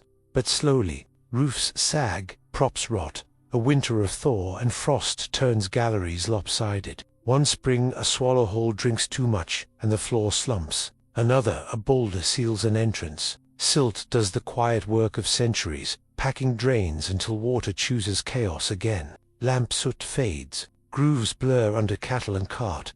People help the erasure without meaning to. The village bricks a mouth after soldiers pass. Miners return and rename the corridor a quarry so taxes stay tidy. A monastery folds an old underpass into its cellars. A town extends a sewer that follows the same bearing. A fort sets its gate where the path already looked. Each reuse adds a label. Each label edits memory. In time, the route becomes a legend that keeps deliveries and historians cautious. Conquest tidies further. New maps prefer their own geometry. Old lines addressed in new metrics. An empire paves the ridge and calls straightness its virtue. Later, builders peel stones for barns, pave yards with thresholds from shrines, pour concrete into mouths no engineer can justify. Utility crews find a void Tuesday and fill it Wednesday, so buses run. Notes are written on invoices, not archives. Yet pieces remain because use survives itself. Cellars refuse right angles where a gallery turns below. Cool drafts outlast men who cut the vents. Parish boundaries keep marching through hedges. A drought draws stripes in stubble. A flood exposes a sill. An old woman points with her chin toward the hollow field and smiles. So the network hides by working, collapsing, and serving other plans. We accept the patchwork and follow what endures. The tolerant gauge, the stubborn bearing, the spring that remembers. Eastward now, where plains widen and empires meet the steppe. Thread asks us to keep listening. Beyond the last limestone lip, the land exhales and broadens. Forest gives way to miles. Wheat like a slow sea under a sky. Our lantern meets a grammar, not gullies and knuckles, but horizons that move when your feet do. Villages sit like islands on risers. Rivers slide east, patient as caravans. Wind carries stories farther than bells. Here, steppe and forest have bartered for ages. Salt, fur, iron, horses. The road breathes when borders change their uniforms. If there were underways in the hills, what do their cousins look like on plains that dislike hiding? Raised ribs above flood, timber causeways buried in peak culverts, pretend to be drains while knitting market to ferry, fort to shrine. Perhaps alignments marked by barrows and way trees, straight as thought no empire could wholly own. We will test with the same 4 pillars, stone that confesses, texts that mutter, maps that forget and remember. Folklore that points with a chin toward a hollow field. Danube turns companions. Dniester, Dnieper, bugweight with slower vowels. Tracks may blur, gauges drift, legends change saddles. Face east, the morning is wide, not loud. We shoulder our notebook and follow the faintest straightness into the bright. The plains begin like a held breath, flat, pale, and wide enough that a church bell feels shy. Here straightness is not bravado, it is mercy. A road that wanders wastes daylight. A road that keeps its aim, lets wagons reach home before frost climbs the spokes. Stand on a low rise, and the land tilts by inches. Those inches decide which track survives a thaw and which becomes soup. Old travelers learn to read the grain of grass, the way reeds lean, the color of puddles after wind signs that sketch a dry line without a word. In summer, dust disguises mistakes. In autumn, mistakes punished. Marsh gleams where maps pretend firmness. Oxen sink, wheels mutter, so roots harden on the unglamorous high, the barely their ribs between streams. The wisest lines step from island to island of gravel, borrow wind-thrown sand, and rise one hand's breadth above the flood's boredom. Where even that fails, people build the ground themselves. Timber laid side by side into corduroy, brush packed with clay, a path that floats until winter finishes speaking. Beneath the calm, other straightness learns the cold. Clay keeps secrets. Peat remembers. Channels cut under the sward give water somewhere to go, and sledges somewhere to run when the surface sulks. Low lintels, lamp niches, a floor pitched toward a careful ditch. Plain tools for plain magic. The underroot appears only at the mouths. A cool breath from a bank, a door in a dike. A cellar that continues when the house does not. Because distance is honest here. Bargains stretch as far as eyes do. Salt walks inland, amber walks out, and both prefer roads that forget to meander. Tomorrow we follow those trades across the horizon, listening for the soft clink that tells us the plain still carries more than sky. Amber moved like bottled sunrise along these flats, bead to bead from Baltic shoals to markets that paid in wine and tools. Salt walked the opposite way, white and necessary, paying for garrisons and winters. Wherever such wealth kept appointment, innovation followed. Lighter wagons with wide rims, corduroy that floated across sour ground, ferries that knew the sandbars. and when thaw mocked the surface quiet subroots tucked under banks, where lamp smoke kept its secrets. Caravans have no patience for detours. They learned shortcuts the maps learned later. A wind-hardened ridge no higher than a boot sole, a string of knolls level with the reed beds, a dike pierced by a door the tacksman found. In frost, sledges turned marsh into avenue. In flood, teams climbed to scarcely their spines where drainage whispered. Ledger followed, tolls taken at the lower way, oil for deep road lanterns, penalties remitted when the waters stood.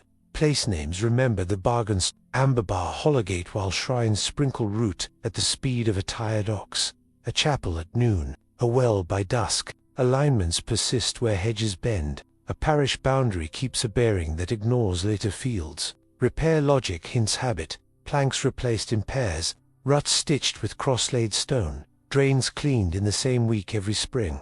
These trades scaffolded more than profit. They taught the plain to keep a straight face. Next, the horizon grows a forest of graves barrows, set like mile lamps where memory stands above the grass and points, without boasting, to the older line beneath. From a distance the barrows look like a low constellation fallen to earth, each mound a quiet syllable in a long sentence. They don't explain themselves. They keep watch. When you climb one at dawn, the horizon rearranges. Lines you missed at ground level start to behave. A string of knolls aims toward a spring. A pair of mounds frames a shallow saddle. Three together point to a bank where reeds part in a straight seam. The dead are not telling us where to go. They are placed where people already went.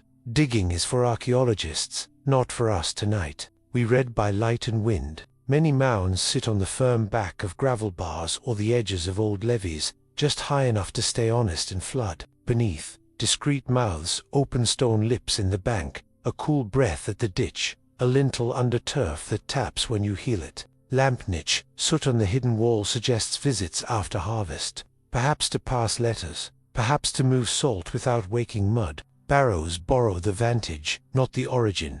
Memory set above utility. Reverence perched on logistics. Parish boundaries salute the mounds, then proceed in straightness through fields that prefer to curve. Neighbors say, from the Giant's Bed to Candle Hill by noon. Count 3 humps, then listen. On the plains, strategy learns to move without raising dust. When riders appeared on the horizon like weather, the loud plan walls, banners, brave speeches, was the wrong one. The quiet plan was older. Doors in dikes, lintels under hayricks, passages that left the road and returned to fields later with footprints brushed away by reeds. Disappearing saved lives, grain, and letters. Village maps kept to inks. The visible one drew lanes to the well and the mill. The hidden one lived in habits, a cellar whose back walls sounded hollow, a threshing floor laid on beams that lifted to reveal steps, a sheepfold with a gate-sized 4 carts that never stood there in daylight. When alarm bells ran ahead of hooves, families walked the practiced route down.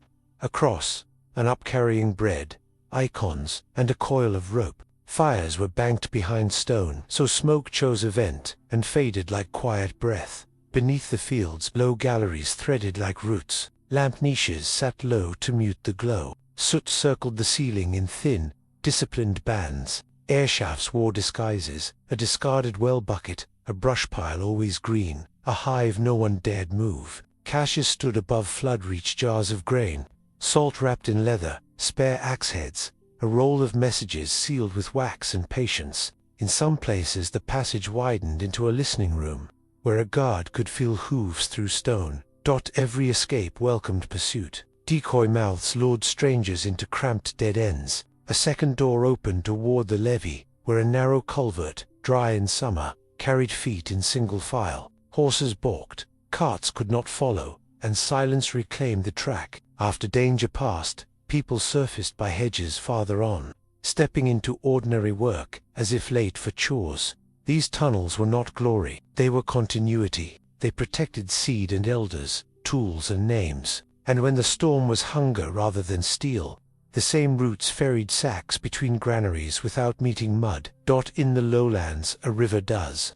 A useful magic. Above ground it floods and sulks. Below, it keeps a cooler temper. Engineers without the name learned to borrow that mood. Where a stream slipped under bank into limestone or sand, They cut a shoulder-wide stone shelf beside it, pitched just enough to drain. Moist air kept lungs from burning in summer. Wheels or runners bit better on damp grit than on dust. Heat left the load. Tempers followed. In spring, seems right calendars on the wall. Asterisk the trick asked for small pacts with water. First, keep the grade steady. A gentle fall lets the river pull air along like a bellows, so breath flows one way and lamps barely flicker. Second, polish the floor where feet and sledges share it. Smooth stone saves boots and keeps a runner honest. A pebble mosaic gives grip on climbs. Third, teach overflow to behave. Sills at the edge to catch splash. Cup drains to a lower channel. High steps where freshets surprise. Dotted intervals the shelf widens into bays where teams rest or pass head to tail. Niches hold spare lamps corked with clay.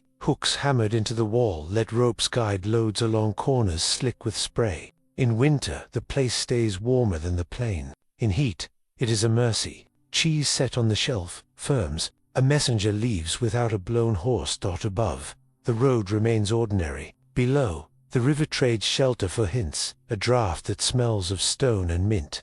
Damp ferns in a perfect line, a roar softening to hush. The bargain is practical, not secretive, yet the dark makes stories. Next, we listen to folktales that grew where water talks, underground songs of river kings, lighted carts, and doors that open when the current changes note. In the eastern flats they speak of a night wagon that makes no sound. It passes when frost paints the reeds, and dogs refuse to bark. Children learn to watch for two lights drifting level with the hedges, as if a cart lantern hung on nothing. Elders say the wheels are wrapped in rags, or that the wagon is pulled by wind. The details change, the path does not. It follows the same straight seam between villages, skirting marsh as if it knew the ground before maps did. Asterisk, a miller sees it from the loft window, crossing the hollow where springs never freeze. At dawn he finds no hoof prints, a ribbon of dew, dried thin, 2 fingers wide, with fern tips bent the same way. A shepherd swears he heard rope payout, and a breath like bellows in the bank. Near sinkholes the tale grows brighter, the lights dip, fade, and reappear beyond the alder line, as though a door had borrowed them and then returned them. Across languages the wagon keeps its manners. In one tongue it is the silent cart, in another, the candle wagon, in another, the king's sledge. The chorus is the same, straight, quiet, winterwise, faithful to chalk and limestone belts that lace lowland's edge. Place names obliged the memory Holligate, Crandlebridge, Dryford clustered near ridges that ring when you stamp. Such stories can be mischief, or smugglers with felted wheels, but their precision invites patience. When the night wagon's route sits over known cast, when lamp niche soot blackens a culvert wall, when drafts gather at ankle height along the hedge, listening turns into method. Tomorrow we set out with string and chalk, a small thermometer and an ear, and see whether the lullaby points to stone that remembers how to carry a load in silence. Asterisk, morning on the flats is generous to careful hands. If you have permission and a steady step, you can read the ground without opening it. A pocket magnetometer, no bigger than a book, walks a grid and listens for small changes. Fired brick, backfilled ditches, old hearths, and slag tug the needle. Long, even stripes can hint at buried trackways or culverts that kept a winter road honest. Mark your path with string and stakes. Keep pace even. Note fences and tractors, and log where the instrument gets chatty. They can sing louder than history. Resistivity adds a second voice. 2 short probes push into the soil. A small current travels between them and returns with news. Wet ditches conduct. Packed stone resists. Voids act like silence. Walk-in transects at a gentle spacing, say, every 2 or 3 strides, so patterns grow from dots. Avoid days after heavy rain. Avoid routes that lie. Write everything down. Time, weather, crop, the neighbor's sprinkler. Responsible survey is 50% patience, 40% notes, 10% mystery. Pair the methods, and the plane begins to confess. Magnetics paint smudges, resistivity sketches bones. If both keep a straight bearing past hedges, you may have found the shy spine of a route that once chose dryness over drama. Do not chase romance, chase repetition. Share your results with local historians, farmers, and archaeologists. Their memories and maps are instruments. 2. Next, we spread tracing paper over the parish plans and the satellite tiles, laying our lines on theirs to see where old straightness survives in new fields. A quiet overlay, like a tune you finally recognize. Lay a ruler on the lowlands and it seems bravado. Walk the line and it becomes a practice.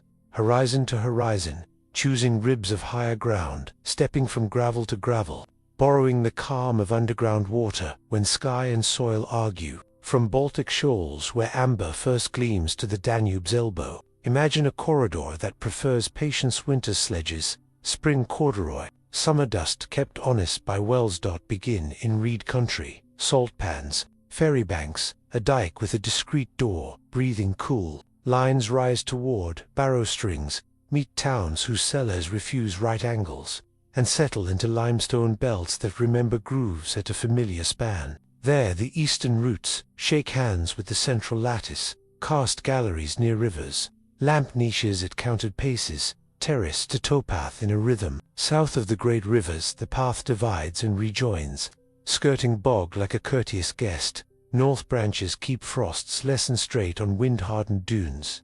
Then underbank, where clay sulks, south branches borrowed shade, following drafts beside underground streams where shelves widen into bays for passing. The corridor thickens at crossings, amber outward, salt inward, letters both ways, shrines are beads, wells, rests. Some stretches hide, others simply outstare detours. Got gaps deserve ink. Reclaimed marsh can erase centuries in a season. Military grids overwrite older bearings. Modern drains curve where rumor wants them straight. Legends may memorize smuggling. Ruts may be tractors' kin. Radar dislikes clay. Magnetics murmur near cables. We keep only what repeats across counties and tongues. If the model holds, the east-west route is habit more than highway, meeting the central spine at river gates, leaning west toward chalk lungs and tide doors, east toward step markets counted in tea and hours. Next, we set this beside its western cousin, and test seams we trust. Conquerors prefer conclusions. They arrive with legions, scribes, survey chains, and a habit of calling the last improvement the first cause. On the eastern flats, where straightness was already a practice, imperial roads merely learned the accent. A rib of drier ground becomes a causeway with ditches and milestones. A dike door gets a gatehouse and a clerk. The lamp niche route along the underbank is widened into a culvert and entered in a ledger, as if it had just been invented. After the eagles, marchers rise, tolls stand where a barrow once pointed. Military grids shave corners off older bearings but keep their bones. Later, kings carve postroads that sprint from inn to inn, and mapmakers ink them thick, while beneath town squares cellars stretch in straight runs. Inheriting the temper of deeper stone, monasteries list new cellars whose angles mirror a forgotten gallery. Market halls expand over vaults that breathe at ankle height. A well is deepened and draws from a draught recalling lantern smoke. Engineers praise their own straight embankments, yet follow parish boundaries that never learned to curve. Sidings occupy terraces once used by winter sledges. A freight tunnel bites into marl and meets an older void. The foreman bricks it and keeps the schedule. Texts help and confuse in equal measure. Charters celebrate the new road, then list repairs in places only the old line explains. City statutes forbid lower ways, but tax their thresholds. Archaeology finds a culvert, calls it drainage, and moves on. If we read the flats with patience, the hand-me-downs show. Yet something else hides the tracks more brutally than reuse. Catastrophes that rearrange ground, wars that boil maps, famines that turn galleries into tombs. That darker ledger opens next for us. It began without trumpets, a winter of hard frost, then a thaw that did not stop. Rivers stepped out of their beds and walked the fields. Dikes softened like old bread. A caravan reached the barrows and found the path had turned to breath. Elsewhere the earth shrugged and old channel woke. A sinkhole widened with the patience of centuries cashing a debt. Villages rose onto lofts and church floors. Wagons waited where reeds trembled. After the water came weight. Silt settled in galleries like slow snow, a grain at a time, until lamp niches swallowed their own smoke. Beams swelled and cracked. A lintel took on more winter than it could bear, and lowered itself by inches that no one saw. One spring the door would not open. People bricked it, and wrote flood on a slate. Then other shifts, borders moving like weather, riders burning bridges, a famine that turned a cool underbank into a pantry and then a tomb. Records broke into lists without places. Maps lost their corners. The straightways forgot their names and learned to be drains. Water writes first and longest on the record of roads. A river chances a new braid, and yesterday's firm rib turns to soup. Floods roll silt into galleries one grain at a time, padding floors, softening ruts, sealing drains that once obeyed a tilt of a hand. In floodplain towns, men brick a mouth for a seasoned grandchildren inherit the wall as fact. In marsh belts the water table rises in moods. Lamp soot blurs to the color of dusk. Timber grows furred and then forgets it was tree. Fire follows a different grammar. A drought pulls resin into pine. Lightning tastes it, and cliff woods flash. Heat drives stone to shed its skin. Faces craze and glaze. Mortar bakes to powder. In the underground, charcoal caches flare, eat ribs, and starve, leaving roofs that remember to fall the next winter. Far away, a city burns. Cellars become kilners. Chalk turns stubborn and then fragile in the same night. Quakes are rare on these maps, but when they come, they do in a minute what water plots for years. A lintel shifts the width of a coin. Arches crack hair. Alignment loses its nerve. Springs leap to new mouths. Swallow holes grow teeth. Freeze and thaw finish the sabotage annually. Water enters kindness, freezes pious, expands like a sermon, and the crack repeats its lesson through 100 Januaries. Time abets all. Dust becomes soil. Soil recruits roots. Roots pry patiently, sprouting into joints and carrying the sky downward, leaf by leaf. Hedges migrate. Field walls rest and spread. Cattle choose a softer flank of ground, and the old straightness yields. Geology is archivist and censor both, saving shapes in chalk, erasing ink and clay. Tomorrow we count the other erasers' human hands, budgets, fear, pride and the tender accidents called repair. Conquerors rarely arrive with empty pockets. They bring survey chains, engineers, and a tidy faith that the newest layer is the first truth. When the legions met an old straightness, they did not erase it, they gave it a uniform. A ridge track becomes a via with ditches, milestones, and a name that sounds like origin. A fairy rhythm turns into a bridge timetable. A discreet dike door learns a gatehouse and a clerk. The best way to hide a line is to pave it and inscribe it with certainty. Later rulers repeat the trick. Frankish counts inherit causeways and rename them king's roads. Tall posts rise where barrows once nodded at the horizon. A monastic cellar that followed a buried gallery is expanded, vaulted, and praised as new good sense. Town charters celebrate the road now established. Then list repairs exactly where older grooves insisted on passing dry dot. Asterisk plans love right angles, but ground carries older habits. Engineers boast of fresh embankments while their alignments cling to parish boundaries that never learned to curve. Cathedrals plant their porches on firm ribs already chosen by carts. Fort gates aim at bearings a manual cannot explain without admitting prior art. Quarries become official when seals arrive, though the lamp niches that count distance were soot dark long before. Overwriting is not conspiracy. It is economy wrapped in pride. Blueprints settle atop what works and call it invention. Records tidy the memory, maps thicken the line, and later readers assume the inscription tells the story entire. Under the stone, the older decision continues.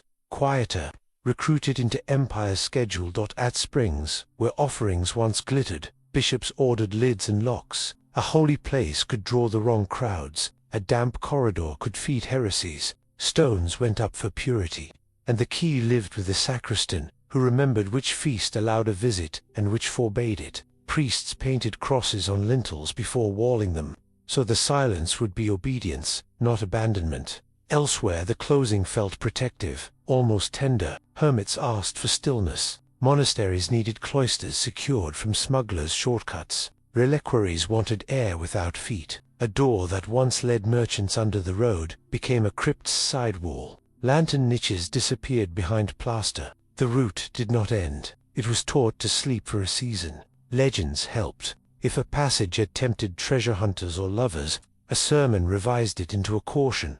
Demons kept house, or a saint trapped a river serpent beneath stone. Fear carries mortar better than policy. Parents repeated the story until children walked the long way home, and the mouth gathered moss. Some seals marked amnesties. To prevent feuding families from ambushing each other underground, abbots negotiated closures like truces and recorded them as gifts to God. Others were disciplinary. A guild punished a breach by burying the shortcut that made temptation daily. When the sickness came with its black grammar, places meant for refuge learned a harsher lesson. Air turned suspect. Nearness became a wager no prayer could sweeten. The underways that once ferried grain and letters took on a whisper of danger. A cool draft at a hedge felt like a throat clearing. Lamp niches remembered hands. People counted breaths. Pragmatics arrived before proclamations. Villagers tamped brush over vents, then stacked stones. A dike door was barred with timber and lime. A cellar whose back wall thudded hollow was plastered twice, then blessed. In some towns, watchers chalked marks above suspected mouths. A circle for caution, a cross for closure. Rope that had hauled sledges now hauled bricks. The work was quick and quiet. Grief wanted no audience. Maps retreated. Guilds stopped teaching certain verses. A scribe copied an inventory and left the margin blank where the old path entered the page. Parish registers noted how she moved, meaning the door behind it no longer existed. Those who remembered the turns kept their tongues, learning the economy of silence that spares neighbors' questions. Stigma settled like dust that never fully sweeps. A family linked to a hidden passage might be shunned for winters. A well near a sealed vent drew fewer pails. Children were steered from hedges that once hid games. Rumor repopulated the dark with what the age most feared: pest breath, vengeful saints, thieves who had learned to live without sunlight. In truth, mice and damp returned first, then forgetfulness. Sometimes fear was honest. Pits became traps when timber rotted. Sills slicked with mildew. Bats colonized chambers where charcoal once slept. A rescue turned memorial when a beam gave way, and a rope returned light without weight.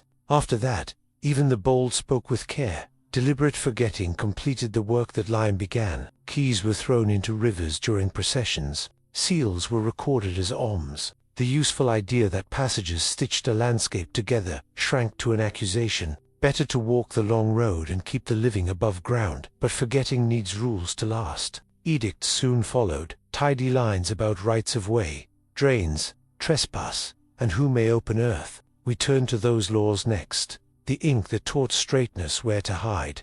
Charters liked to sound reasonable in daylight. After plague years and skirmishes, towns copied clauses from neighbors' books. No passages beneath streets without license. No doors in dikes, save the common gates. Number sellers continuing beyond a plot's line. Fines were counted in salt and candles. Repeat offenders lost the right to trade. The parchment called it safety. Roofs fall, drains backflow. Thieves love shortcuts, said the seal. Everyone nodded. Everyone had seen at least one of those things. But sovereignty was listening from the margin. A lord disliked tolls that leaked below. A bishop feared pilgrims wandering through crypts by side doors. A city council wanted all traffic visible to watch and tax. So edicts thickened. Surveyors were sworn to report under West Mason guilds pledged not to pierce walls that faced the public road. Millers were told to brick any culvert large enough for a man. Marshals walked lanes with poles, tapping for hollows the way customs men shake barrels. The language learned to hide intent. What began as ordinance on drains acquired lines about unregistered galleries. A night soil regulation included a ban on tunnels between houses. A defense statute outlawed private sallyports and punished anyone who kept rope and hooks near a town wall. Even shrines were named. No processions through vaults. No lamplighting underground, save at approved crypts.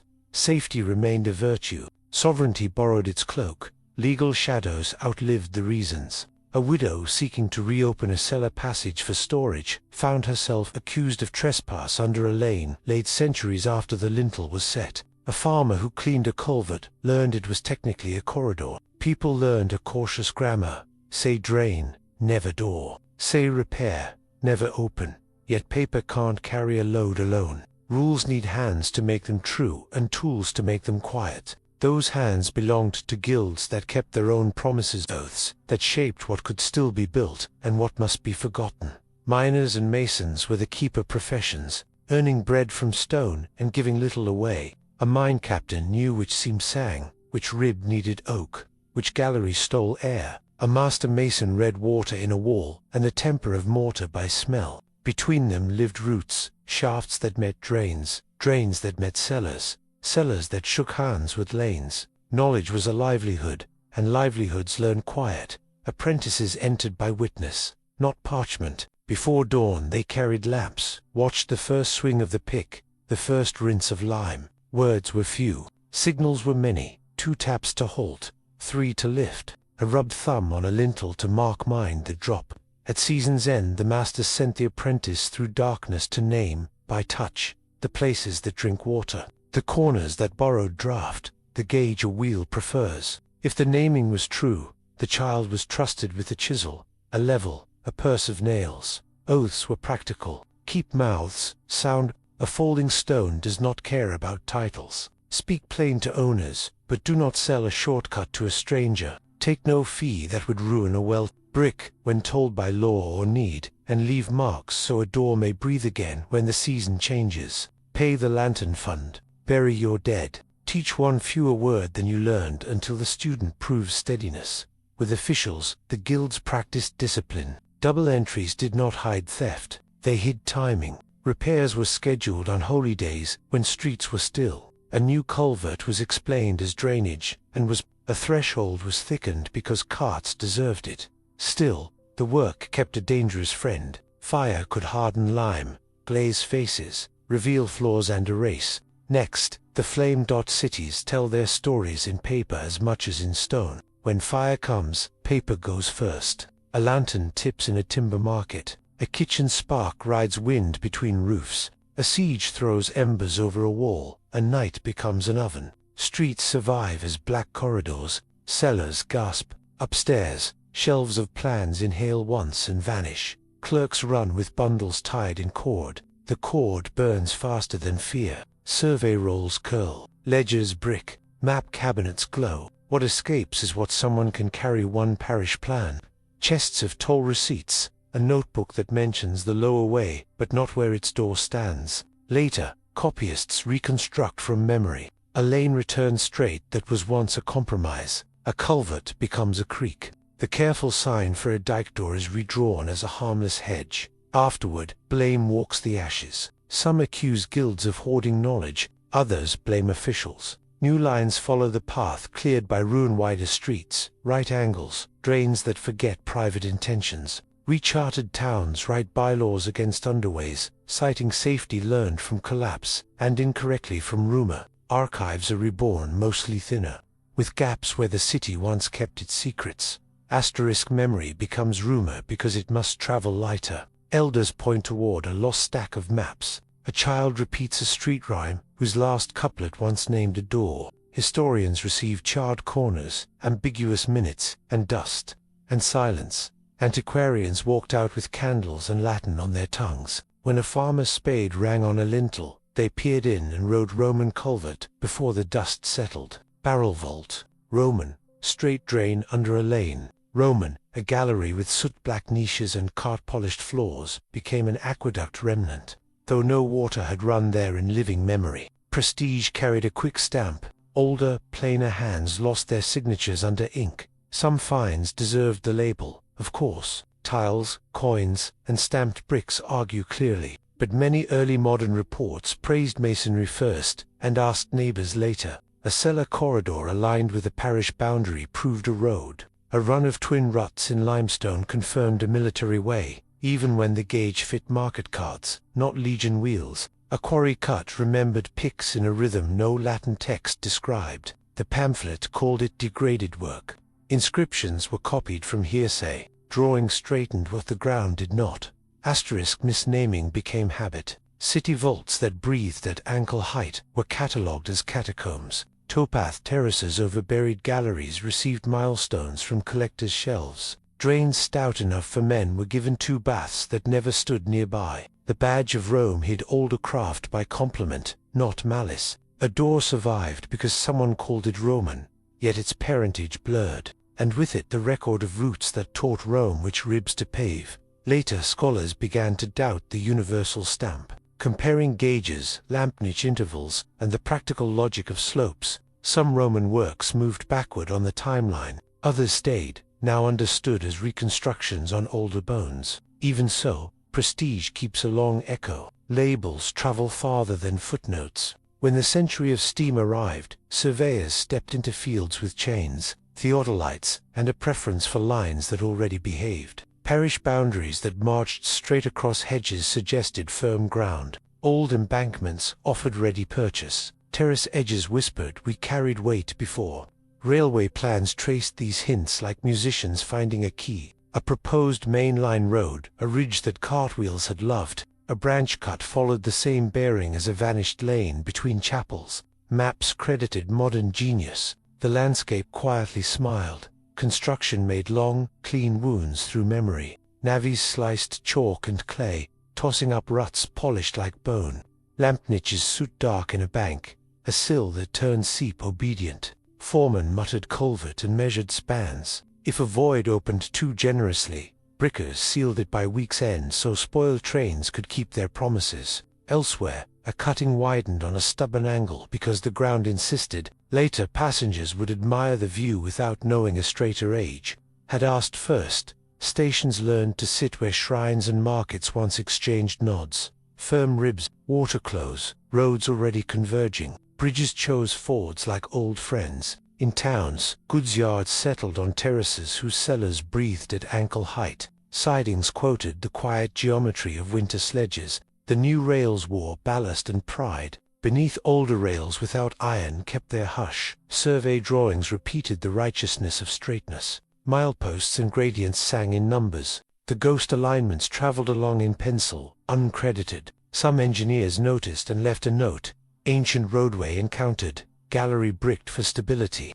Most notes slept in company files or burned with depots. Even so, patterns leaked. Clusters where rail, road, and rumor stack into one seam. That is where modern searches begin. Archives, aerials, magnetics, LiDAR, and careful boots to see what the engines revealed and then hid in a single season. From ash, we inherit questions. The ledgers are thin, the maps are shy, but our lantern now runs on pulses and patience. We send light without flame LiDAR that brushes hedges aside.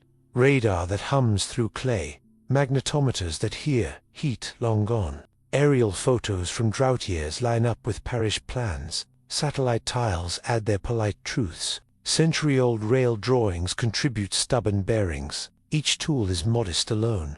Together they behave like memory with measurements. Boots still matter. We walk the suspected seams with string, chalk, and a lemon-sized thermometer, checking drafts at ankle height, listening for a heel tap echo that lingers. We mark only what repeats across method stone with text. Map with tail so romance learns to wait its turn. Farmers, archivists, cavers, and children with good questions join the work. A network for finding a network. The aim is not spectacle but proportion.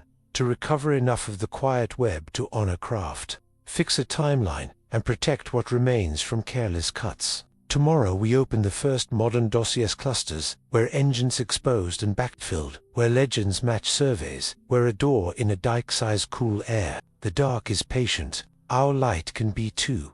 Gently dot from above. Forests open like books you couldn't pry by hand. In winter, when leaves step aside, LiDAR sweeps the canopy with pulses of light and waits for the faintest echoes to return. Millions of points settle into a patient cloud. Strip the branches out, and the ground's handwriting appears. Terraces stitched along slopes, long embankments hiding under bracken, shallow ditches marching as if reciting numbers. A line that the hiker feels only as a hunch becomes visible, steady as chalk beneath a burlap of trees. Thermal images add a second voice. At dusk and just before dawn, aircraft watch how land cools and warms. Solid ridges surrender heat slowly. Voids and backfilled cuts change temperature with a different grace. In false color, a buried gallery runs like a thread of cooler ink, curving under hedges and slipping between barns. After summer drought, Parch marks and revived riverbeds sketch ghosts, too shy for noon.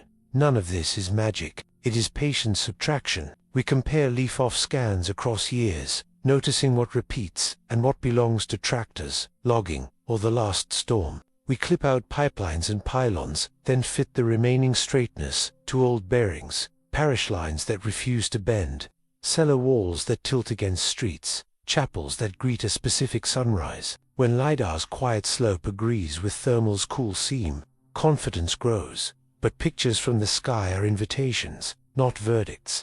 They tell us where to place our feet. A ridge that glows the same way each winter deserves a walk with string, chalk, and a thermometer. A stripe that survives rain asks for a tap of the heel and a minute of listening. We move from pixels to pebbles, carrying the map in our pocket and the questions in our breath. Ground truth waits under boots. On a mild afternoon, the meadow looks simple, but radar hears layers the eye forgets. A small sled glides behind you on a rope. It sends short pulses into the soil and listens for echoes. Hearthstone replies with crisp lines. Packed gravel answers bright. A void returns as a smile of darkness, a little arch on the screen that repeats as you walk, where several arches line up at the same depth. A passage may be holding its breath. You walk straight transects at even spacing.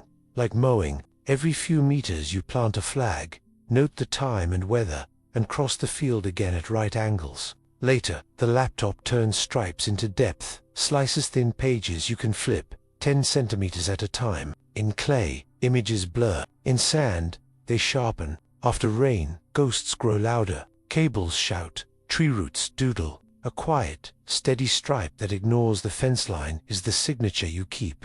Permissions come first. Ask the farmer, the parish, the school that uses the green on Saturdays. Explain that nothing is dug, no holes left, animals respected. Share the plan, the paths, and the results. Offer prints for the village hall. Promise to archive the data with the local museum so rumors do not outrun courtesy. Ethics is patience. When patterns hold across seasons and settings, we add a second ear. Magnetometry listens for burnt soils, slag, and backfilled cuts, sketching shapes that radar cannot. The field is ready for another quiet instrument. One instrument is a solo. 3 make a choir. Magnetometry walks the field with a quiet needle, sketching the heat history of soil. Fired brick, hearth ash, slag, and backfilled ditches tug the map into smudges and stripes. A long, even pull that keeps bearing hints at an engineered cut. And knotted intervals can mark lampés or repair stitches along a buried way.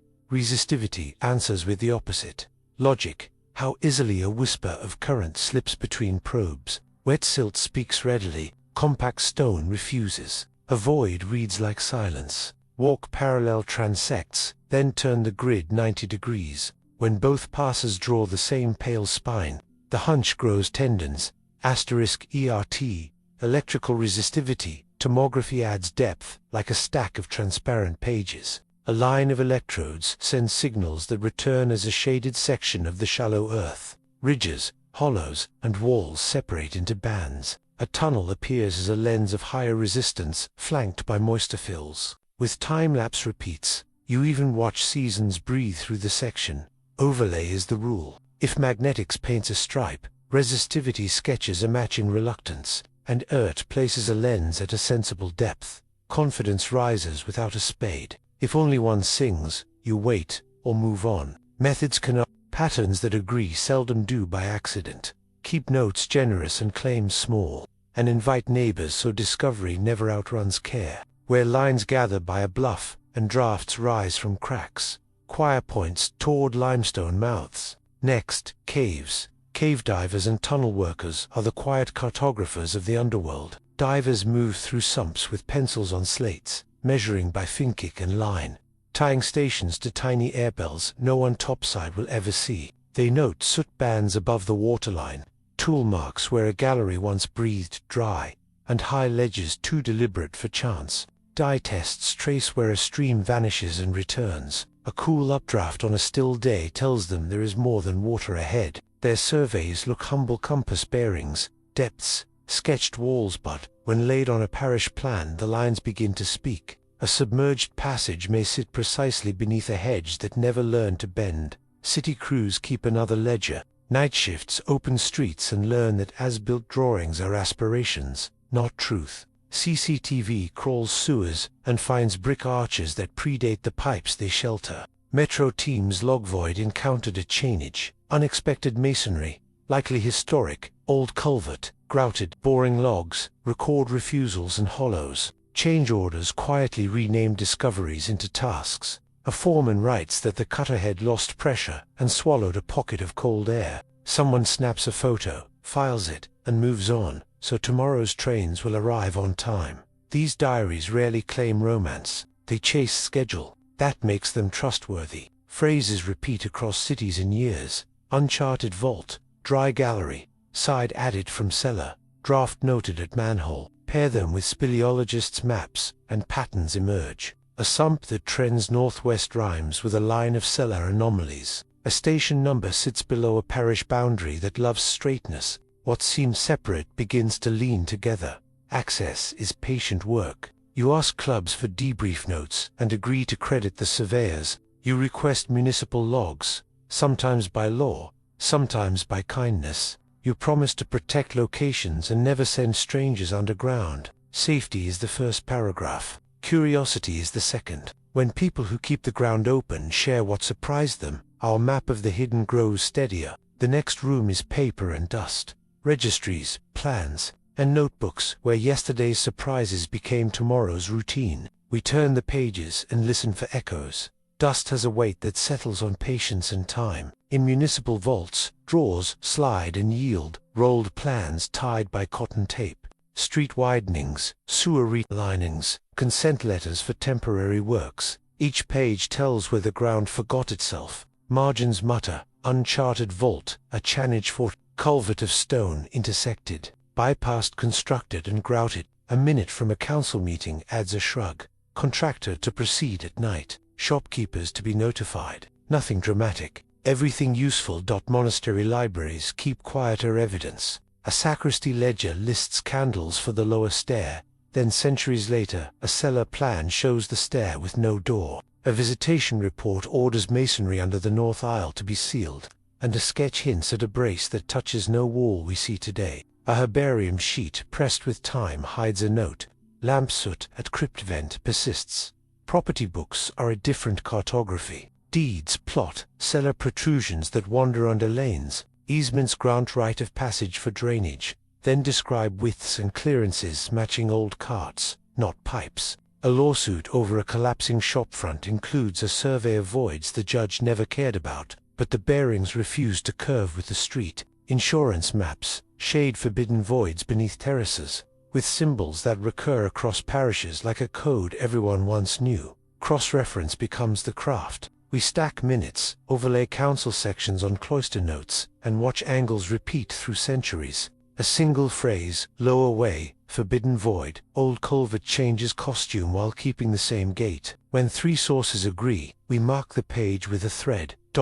This is where neighbors can help without spades. Scan a grandparent's deed. Photograph a ledger's corner. Log a council plan before the website forgets. Shared folders turn into shared maps, and the paper underground rises to the surface. But begin with kindness and clear rules. A nightwalk team moved slowly, 2 or 3 at most, on public paths, or with written permission. No digging, no prying, no entering voids. Headlamps use red filters. Phones on silent. Boot soft. Bring a pencil, small notebook, string, chalk, a lemon-sized thermometer, and curiosity that knows how to wait.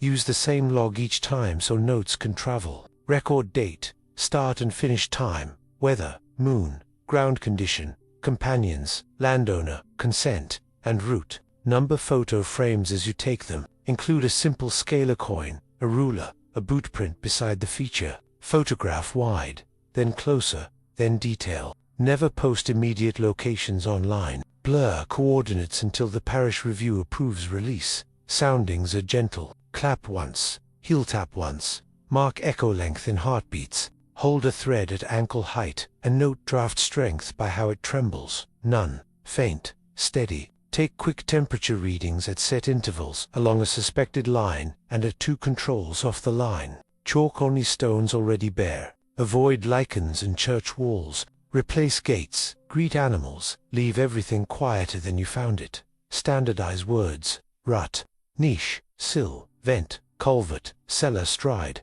bearing by compass degrees. Avoid guesses in the field. Write seams, not is.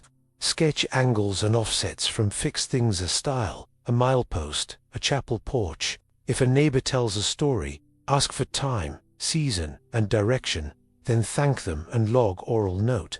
Safety first, last, always. Buddy rule, charged phone, visible permission letter, emergency contact, turn back time, and never walk storm drains. Share logs with a local museum or historical group within a week. Small, careful entries become a map.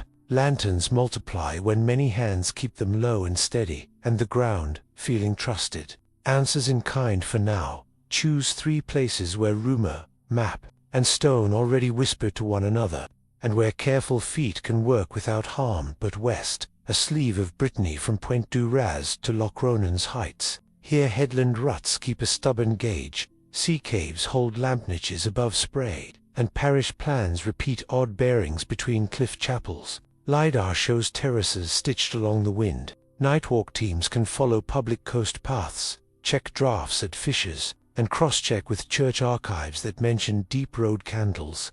Center, a Danube bend between Krems and Melk. Limestone bluffs carry vineyard cellars that tilt against streets. Towpaths meet terraces. Municipal works have logged uncharted vaults during sewer relining. With farmer consent, radar transects can pace vineyard margins. Magnetometry can test the stripe that links ferries to springs. Monastery ledgers speak of lower stairs, good desks for rainy days. East, a marsh fringe parish on the Vistula near Chew. Barrows stand on gravel islets. Dikes wear doors. Names like Hollowgate and Salt Lane cluster. Liff-off aerials mark straight seams through reed beds. Summer brings parch marks. Volunteers can grid the commons with resistivity, tap for hollows along the levee, and collect oral notes about the night wagon between shrines. Each site is modest, accessible, and already stitched with records. None requires digging. Results will be shared first with local museums and landowners, then folded into a public atlas when 3 pillars agree. Next,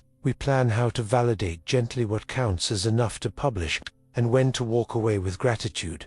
First comes a notebook and a promise to be boring. You log dates, bearings, temperatures, instruments, and who stood beside you. If 3 methods hum on the same line, you do not shout. You write a short report with maps, photos, and raw files attached. Local historians and landowners read it first. They add memories, correct spellings, and circle places you misheard. That draft becomes a preprint public enough for scrutiny, modest enough to change. Peer review begins nearby. A geophysicist asks about clay content. A surveyor questions your grids. An archivist wants manuscript shelf marks, not anecdotes. You answer in daylight. Methods, settings, margins of error, what failed as well as what worked. Another team repeats your transect 6 months later in different weather. If their plots carry the same spine, the claim survives a winter dot. Next comes a journal or a shared repository with version numbers. You upload datasets, code, and coordinates rounded to protect fragile sites. Figures are clear and unromantic. Captions tell what is certain and what only seems. Footnotes carry gratitude to farmers, cavers, road crews, and sacristans who kept keys. When reviewers ask for more work, you do it, or you say why the season won't allow it, and you wait. Validation is not a single door but a hallway. Municipal logs, parish minutes, LiDAR tiles, magnetics, and resistivity all get to speak. Disagreements are not scandal. They are invitations to refine. A claim matures when outsiders can reproduce it without borrowing your hope. Only then do summaries reach lectures, museums, and local papers. The story stays useful, enough detail for a careful walker, not enough for a vandal. We carry this patience into the next section, because every search carries risks to people, to places. To trust and prudence must walk ahead of curiosity always. Begin as if entering a neighbor's kitchen, with hello on your tongue. Safety and sanctity are the door and the hinge. We do not go underground. We do not lift a stone. We do not step where a priest, a ranger, or a landowner has said no. Permissions are written, dated, and carried in a pocket. Paths are public or invited. Gates are left as found. If the ground is fragile or the weather turns unkind, the work becomes a walk. Hazards are plain and patient. Fishers hide in grass. Vents breathe cold that dizzies. Clay slopes travel without warning after rain. The rule is daylight, pairs for company, and a turn-back time that keeps pride from writing headlines. No loose clothing near watermouths. No leaning into drafts. No touching artifacts or bones, ever. Report finds to the parish or museum. Let professionals decide if a trench belongs to science or to silence. Asterisk sacred places ask for smaller steps. Shrines, cemeteries, and altars are not backdrops for theories. We greet caretakers, join local customs, and keep devices quiet. If a place is in use, we pass by. If a ritual begins, we listen from the edge or leave. Photography respects faces and mourning. Some voids were sealed as promises. We do not break another century's word for an afternoon's curiosity. Data can harm too. Coordinates are rounded. Maps blur sensitive corners. Shared folders live with keys. Credit is named. Rumors are not. Volunteers sign the code, and anyone may call a halt for safety or conscience without argument. The search will be here tomorrow. Handled this way. Looking becomes a kind of care. We notice, we thank, and we step lightly enough that meaning can rise without being forced. In the next room, that meaning asks to be weighed. If the instruments keep returning the same straightness across hedges, beneath lanes, through cellar tilts and drafts, then a line becomes more than geometry. It starts to speak. What did it carry? Whose breath timed the lamps? Which winters asked for shelter? Which summers ignored it for rivers' glitter? A road is a sentence written by need. Read slowly, and you hear its nouns. Salt, amber, letters, grain, refugees. Its verbs: guide, drain, spare, return. Function breeds manner. Floodplain lines teach prudence. Cliff lines teach nerve. Karst lines teach listening. Some were arteries for ore and tools. Some escape routes. Some monkish shortcuts that turned pilgrimage into logistics without wounding devotion. The same spacing of grooves hints at shared standards, an economy of measure that traveled further than flags. Shrines along the waypoint suggest truces. Market hours echo in lampnage intervals. None of this crowns a vanished empire. It sketches a practice patient local, repeated, strong enough that conquerors clothed rather than erased it. If such lines survive in fragments, their gift is simple. Models for resilient movement. Civil works that obey water and winter. Networks that work without spectacle. On the plains a day can be lost to mud. In the hills, a storm can move sideways and erase a pass in an hour. People who needed to arrive learned a humbler victory than conquest. Predictability. A hidden line under bank or rock turned weather from master to background noise. Marshes disappeared beneath a stone shelf. Snow became a roof's business, and wind argued with a ceiling instead of a face. The road did not get shorter. It got steady, and certain dot speed followed certainty. A cart kept the same pace in April as in August. Sledges slid where wheels would drown, runners reading grooves as fingers read braille. Lamp niches made time visible. 10 candles walked to the ferry stairs, 3 to the granary, 2 more to the spring that never froze. Above ground, men fought clay and habit. Below, the grade held steady, drainage obeyed its sills, and rest bays arrived exactly when backs asked. Secrecy came as a bonus and a shield. A convoy that vanishes under a dike leaves no dust for scouts. Messages arrive dry when bridges burn. Tolls that feed garrisons are avoided without noise. So are ambushes staged for the visible road. The hidden path discourages drama. It wants quiet loads, small parties, and a schedule that breeds trust. The same line serves winter hunger and summer commerce. It ferries salt inland and returns with hides, or outward and returns with tools. Letters both ways. It collects pilgrims on feast nights and lets them pass storms with hymns instead of fear. In bad years it keeps markets breathing. In good years it spreads opportunity beyond a single town's pride. Some goods ask for crowds, others ask for shade. In the dark, the math changes. High value, low volume amber, salt, or pigments. Resins move best away from mud and eyes. A hidden shelf under a bank keeps weight steady, sacks dry, and prices from swinging with weather and rumor. You don't need trains of wagons. You need cadence. 2 sledges at dusk, 3 at dawn, each reading grooves like script. Loss is costliest at the edges. A spilled barrel of salt dissolves into argument. A dropped sack of cinnabar dust becomes a sickness no vendor admits. Underground, walls protect the fragile. Lamp niches pace rest. Sills send seep away from cargo. Bays let teams pass without theater. Roads publish an itinerary to tollkeepers, rivals, and thieves. The underroad replaces spectacle with receipt. Prices like silence. Merchants widen margins when routes misbehave. The quiet line narrows margins, not profits, by turning chance into schedule. Letters travel with the freight. A jeweler's measure. A smith's wish for tougher steel. A healer's note for a herb that keeps through winter. Not every load suits shadow. Grain and timber need volume and applause, but rarities and tools of crafties for a single cloak. Ingots for a plough prefer. A road that does not change its mind overnight. A city's color arrives with gossip. A village forge stays awake in snow. A monastery's page glows with blue that crossed miles. Some journeys needed more than dry feet. Pilgrims walked for forgiveness or for courage, and some houses taught both along routes that breathed like lungs under stone. At a shrine above, candles burned in sight of fields. Below, lamp niches paced a hush where water spoke softly and footsteps learned to keep time. The path became a catechism in motion. Bays widened where a psalm might finish. A notch in the wall marked a prayer to turn. A cool draft signaled the station where bread was shared and grudges folded small. Initiates learned with their bodies. The dark asked for trust, not bravado. Hands slid along the same grooves that sledges used at dawn.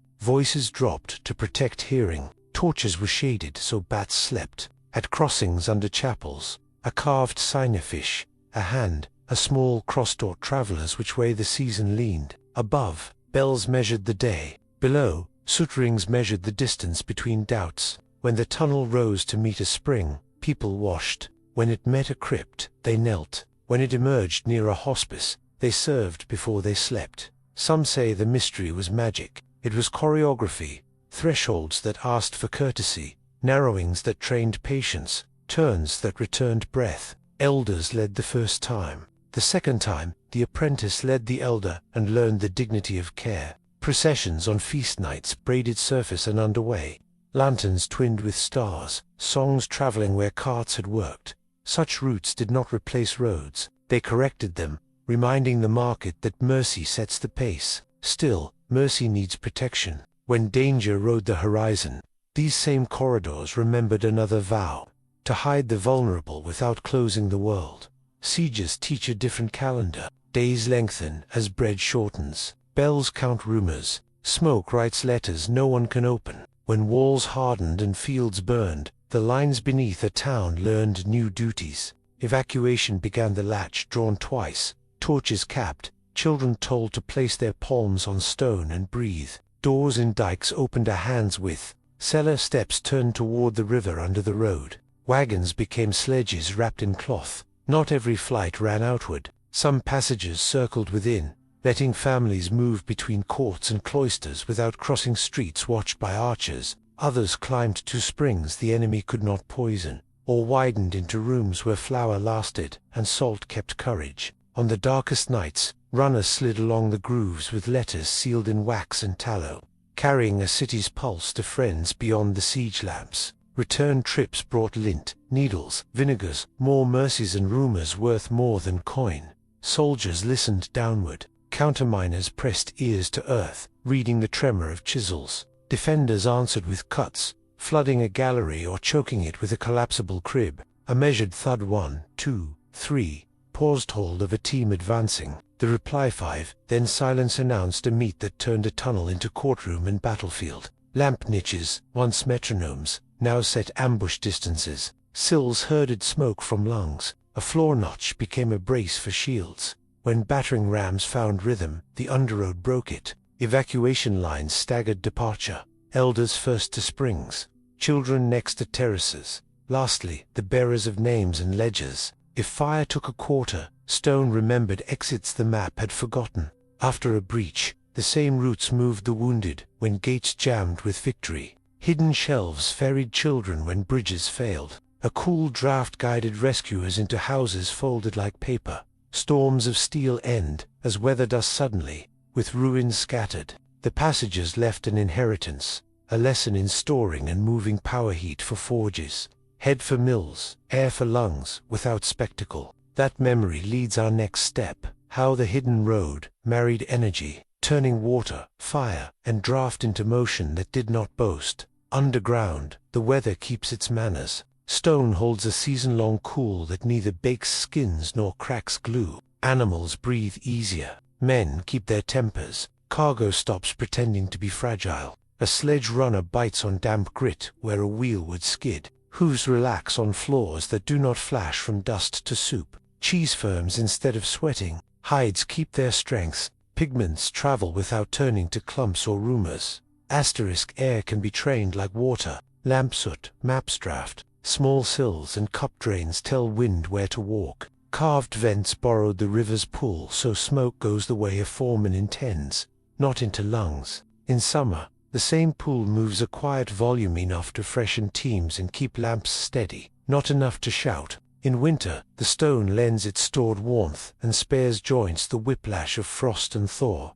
Water learns courtesy, to along a shelf beside an underground stream. Spill lips tame splash, and side channels escorts sudden flow so footsteps never argue with puddles. Where roofs drip, ledges catch the fall and teach it to leave. Pools become gauges. If a bay fills to the carved mark, traffic waits. If it sits a finger lower, the convoy goes. Predictability becomes policy you can walk on. Work follows the climate. Rests arrive at measured intervals. Niches count the pace.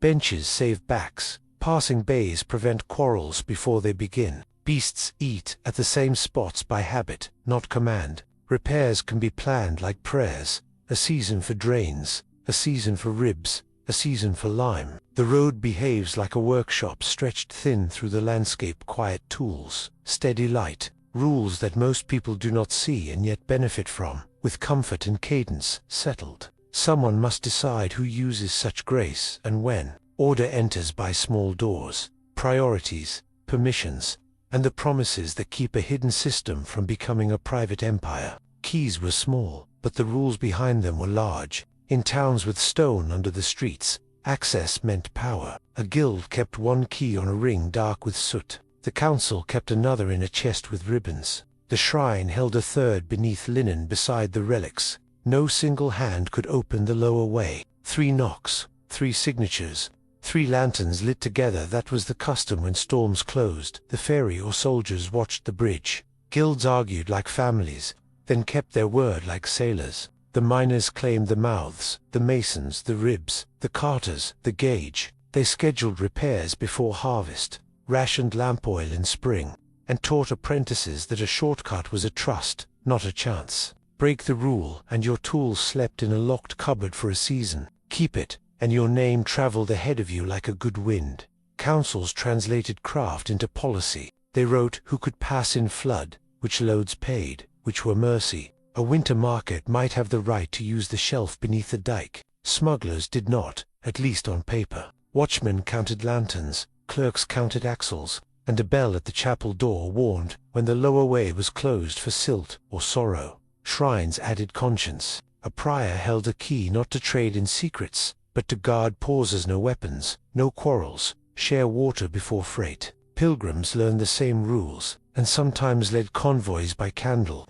When teamsters grew tired and angry, give a road a century and it starts speaking in riddles. Teamsters retire. Clerks forget where the keys were kept, and the last apprentice who knew the lampniche count dies with the song unpacked. The underway still breathes, but new ears hear other things. A cool draft becomes a dragon's sigh. The grooves that kept sledges true are the claw marks he left when he folded himself into stone. A chapel that watched schedules turns into the place where a king descended to judge the river and return by morning. Legends do honest work, even when they embroider. They keep the bearings warm. From the boarstone to the well of candles, says a tale, and the line still guides boots between hedges. Count 3 chapels and turn your face to the wind, says a grandmother. and her compass lands on a shelf above the marsh. A warning about a cart of light keeps children away from vent holes. A saint's gate guards a dike door better than any rusty lock. Function becomes story, and story preserves function without diagrams.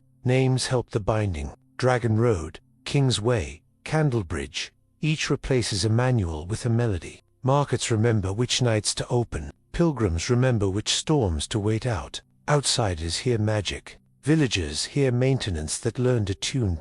In time the rails beneath the tails grow shy, but the pattern remains. To read it, we need models that turn fable back into practice frameworks that test where myth points, where stone answers, and where silence rightly keeps its keys. Stand at a mouth where cool air rises, and you can feel the whole system breathing at once. The same shelf that moved salt in March carried letters in June and pilgrims in September. Winter made it a refuge. Summer made it a shortcut. Famine turned it into a pantry, war into an artery that did not advertise itself. The grooves on the floor do not reveal which role they served last night. Network replaced Roadby, because one purpose alone cannot pay the rent of maintenance. Traders funded drain clearing because dryness helped profits. Monasteries kept lamp oil because candles also guarded conscience. Councils licensed carts because the route delivered calm. When rites strung lanterns between shrines, repairs happened under song. When storms sealed ferries, the same bays became evacuation platforms. One gauge, many errands. One set of niches, many paces. One key ring, several promises held together. Rules arose to keep traffic from colliding. Markets went first at dawn. Pilgrims mid-morning. Wagons with or by evening when sparks offended no one. A sign at a lintel bore hand. Cross-partitioned use by season or danger. Fees varied by need. Mercy loads free in flood. Dies and ingots counted tightly. Smugglers denied, at least allowed. The calendar itself became infrastructure, spacing out claims the way Sill's spacewater. Even the myths worked logistics. A dragon kept children from vents. A king's gate discouraged blades. A saint's day gathered labor for sweeping and repair. The story was not an overlay. It was a tool for managing attention. Seen this way, the hidden railway is less a secret empire than a civic appliance, modest, shared, dependable, and that has consequences. Whoever holds a key can tilt a valley's fortunes. Whoever breaks the cadence can scatter bread and patience both. If the hidden railway is really heaven in fragments, it rearranges the room we sit in. Prehistory stops looking like scattered tribes shouting across marsh and mountain, and starts to read as neighbors who solved weather with stone and patience. Lines imply meetings, shared gauges imply agreements, lamp niches imply schedules that people could rely on in seasons that punished improvisation. Europe, before empires, would appear not empty of engineering but full of small, durable choices that later powers repackaged. Culture shifts.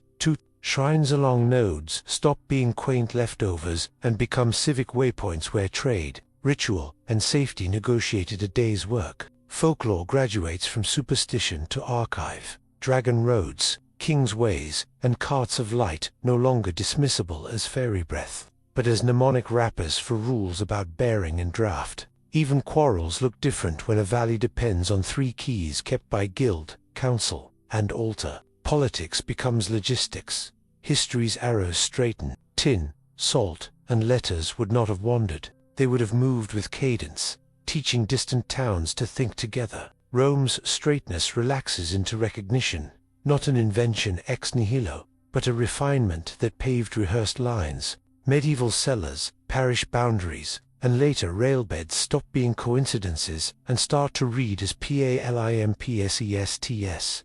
There are ethical ripples. If what survived did so by modesty, discovery must practice the same. Protect locations, share data with care, let local custodians lead. And if ancient civics ran on patience rather than spectacle, perhaps our infrastructures can learn to be resilient and kind to weather.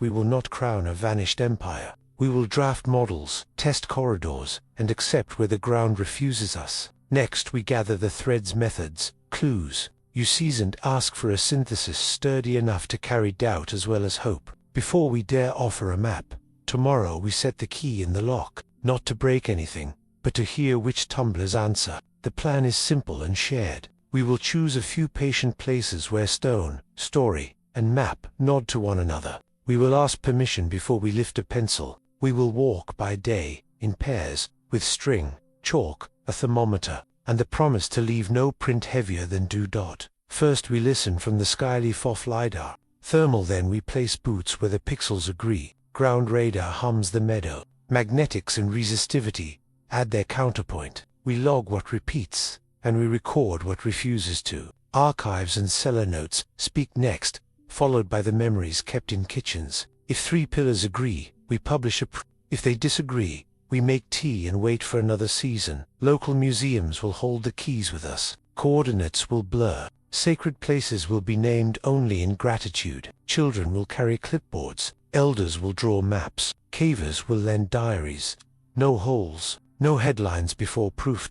We begin by promising the ground and the people who live on it that curiosity will behave. Consent comes first, written and clear, with time for questions and time to say no. Sacred places are approached as households, not exhibits. Caretakers decide the distance, the hour, and whether we should come at all. Nothing is dug, pried, or forced. If weather or wildlife looks troubled, we close our notebooks and try again next season. Transparency keeps trust breathing. Every step has a ledger: who walked, when, with what tools, what failed as well as what sang. Raw measurements live in open folders held by museums and councils, with sensitive coordinates softened until custodians agree. Methods are plain enough for a school club to repeat. Credit names: farmers, sacristans, cavers, city crews, and children who counted niches in stories. Minimal disturbance is a discipline, not a slogan. LiDAR, thermal, magnetics, and resistivity listen without leaving marks. Radar walks like mowing. Night walk notes: stay gentle, clap, heel tap, thread at ankle height, chalk only on bare stone. Paths are public or invited. Gates close behind us. Birds keep their nests. Livestock bones, artifacts, and rumors stay untouched and are reported to the proper hands. Open data does not mean open season. We blur maps, round coordinates, and publish slowly, letting peer review and local review arrive before headlines. Volunteers sign a simple code: safety first, humility always, credit shared, sites protected, walk away when doubt pricks. Disagreement is recorded, not argued into silence. If 3 pillars fail to agree, the claim waits. Asterisk with principles set, the mind can relax into patience. The expedition will move at the pace of permission and weather, light enough to leave no bruise, steady enough to learn. Next we choose the first places with the same care. Begin with Megaliths. LiDAR pass along Galicia's north coast and the Armorican Sleeve from Point Duraz to Loch Ronan. Strip canopy, mask roads and pylons, and mark faint ridges that keep a bearing between cliff chapels, springs, and ruts. Overlay winter thermal to spot threads. From these, select 3 transects per region for ground truth. Permissions in hand, walk the bearings. On public paths and invited fields, log heel tap echoes, ankle drafts, thermometer dips, and any lamp niche soot in sea caves. Photograph ruts with a scale. Chalk only bare stone. At coves where grooves vanish into caves, map lamp pockets and smoke halos. Note tide windows, and sample air movement at slack water. Pair boots with instruments. Run ground-penetrating radar across meadow approaches to suspect mouths. Add magnetometry along cliff tops to test for long anomalies. Use resistivity on terrace fields where tracks seem to dive. In each cluster, look for the trio: ridge in LiDAR, cool seam in thermal, linear anomaly in one terrestrial method. Open the parish cupboards. In Galicia, scan confraternity ledgers for lower stairs, lanterns below, and tolls remitted in storm. In Brittany, read fabric accounts for cliff chapel repairs, oil for deep road, and edicts about dike doors. Geotag phrases to parish level until custodians approve finer detail. Share first findings locally. Museum evenings, fishermen's tables, If 2 pillars agree, write a preprint. If 3, propose a protective zone. Next pilot carries lessons inland, gently toward central spine, where rivers teach stone to travel. Choose a valley where passes taught patience Jura, or a northern alpine gateway, and a karst basin that feeds it. Secure permits from wardens, farmers, parishes, and rescue teams. Begin with leaf-off LiDAR to peel forests, then dawn thermal flights to spot seams along terrace edges, cliff feet. From these layers, pick 4 transects to that track suspected shelf roads near river bluffs, to that climb toward bypass ledges below the main pass. On the ground, lay 10 10-meter GPR grids at each node: terrace corner, cave porch, dike door, abandoned cart, cut, walk orthogonal lines, 0.5 meter spacing, shallow antenna first, deeper second. Pair with magnetometry along the same bearings to catch long pools. Add resistivity lines where clay sleeps, log heel taps, ankle height drafts, lamp niche soot, groove spacing, and sills that herd meltwater. Open the paper veins. Request mine logs, quarry accounts, and monastery lower stair notes. Copy boring records from road and rail cuttings. Gather sewer, change orders if a town grazes the slope. Make a timeline, extraction peaks, flood years, earthquakes, fires. Mark where records mention underway, deep road, or repairs between the oaks. Safety runs ahead. Avalanche forecasts, cast rescue on call, no void entry. Red filtered lamps, buddy rule, turn back times. Share plots with local museums and councils. Round coordinates, invite caver clubs to review airflow notes. Choose a plane that remembers, with small hills and long winds somewhere. The barrow belts run like a soft necklace along a river dike. Begin by visiting the council, the museum, and the farmers' kitchen tables. Explain the rule of gentleness: no digging, no entering voids. Coordinates blurred until guardians agree. Secure written consent, storm calendars, and a list of fields we may cross after harvest. Lay 3 north-south magnetometry lines across the barrow string, each 2 kilometers long, 50 meters apart. Walk at even pace, log fences and tractors, and flag any loud machinery that could sing over history. Return with east-west lines to weave a grid, where the instrument draws a steady pull that refuses hedges and modern drains. Mark a candidate spine. Pair the magnet with resistivity, transects every 200 meters. Voids read like silence, packed stone like reluctance. Add dawn thermal from a light aircraft in lift-off months, and a winter LiDAR tile if trees fringe the belt. Look for cold ribbons that keep depth through frost, and for shallow embankments shy to the eye. Choose 2 village greens and 1 levee path for gentle GPR passes, walking orthogonal grids at half-meter spacing. Record heel taps, ankle drafts, temperature dips, rut widths where stone reaches daylight, lamp niche, soot and culverts, and the rhythm between niches if they repeat. While instruments rest, visit kitchens. Invite elders to trace the night wagon, the King's Way, the hollow road, using parish maps and a pencil. Ask for season, weather, and where the dog refused to go. Note chin points toward chapels, wells, and reed beds.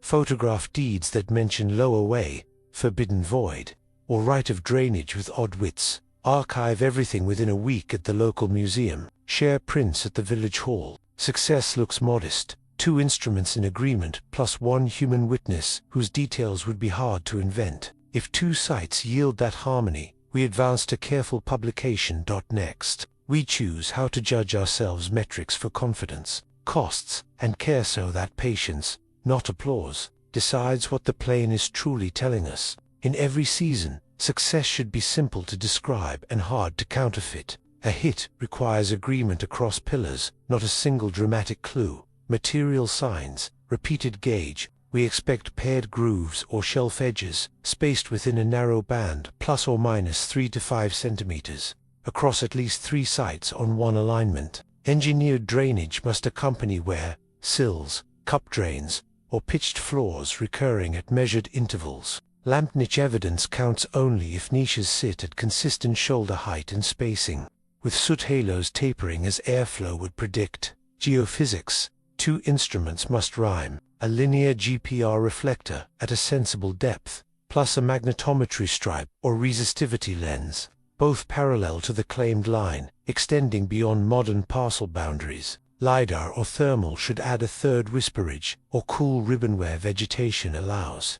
Cartographic and text. At least 2 independent documents: parish plan, council minute, cellar survey, monastery ledger, using stable phrases lower way, under road, deep road, forbidden void, geotaggable to the corridor, dated within a few centuries of each other. Place name, alignment, Holligate, Candleford, supports but does not substitute. Continuity, the line must carry through obstacles. We ask for 1 to 3 kilometers of near-continuous indicators, material or geophysical, with at least one confirmed crossing node spring. Chapel, key where multiple clues cluster. Controls, negative transects nearby must stay quiet. Gauge and niche intervals should differ offline. Repeat surveys in a new season must reproduce the signal within error. Ethics and safety, permissions documented. No entry, no digging. Coordinates blurred until guardians consent. A hit that endangers a site is postponed,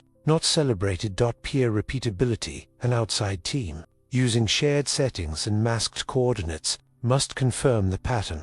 What is not a hit? A lone rut, a picturesque cave, a single Roman label, a map squiggle that flatters a theory, or folklore without ground. With thresholds set, we can recruit the right people to hold the rope together, the team who will test, question, and keep the ledger honest. We invite a small, steady company, people who listen as well as measure. Archaeologists lead on context and care, designing transects, filing permits, and deciding when a find is better left sleeping. Geophysicists bring the instruments, radar sleds, magnetometers, resistivity lines, and the patience to translate noise into shape. Surveyors keep bearings honest, tie grids to benchmarks, and mind error bars so romance stays on a leash.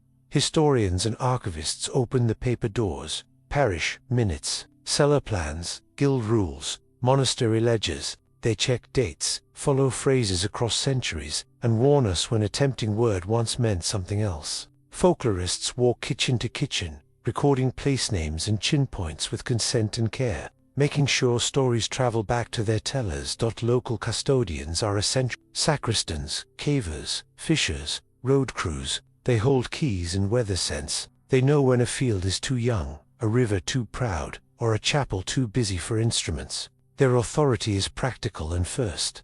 Safety is a profession, not a hope. A coordinator tracks permissions, routes, turn-back times, and storm windows. Medics carry kits and teach calm. Cast and cave rescue volunteers review every plan. No entry, no digging, no lone walkers. Radios check in on the hour. The work ends before dusk. A data steward tends the commons. Templates, file names, backups, blurred coordinates, and an archive path to the local museum. An ethics lead keeps the code warm, credit shared, sacred places respected. Instruments paused for rites and lambing. Students and neighbors join as nightwalkers and notekeepers. Children carry clipboards. Elders mark maps. Everyone learns to say seems before is.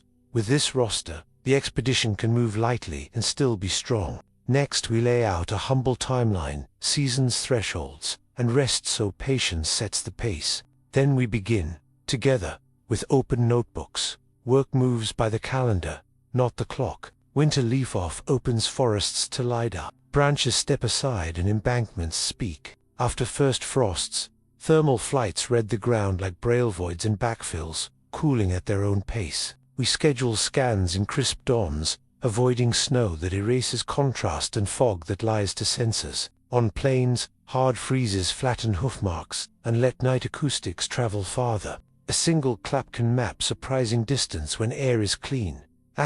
Late winter into early spring is for caves and culverts, when water is low but not angry. Tides run predictable, and storms take longer breaths. Sea caves with lamptiches can be reached during slack without rushing. In karst, streams shrink enough to reveal shelves and soot halos, while remaining safe for a cautious look from the mouth. We stand outside. We do not enter.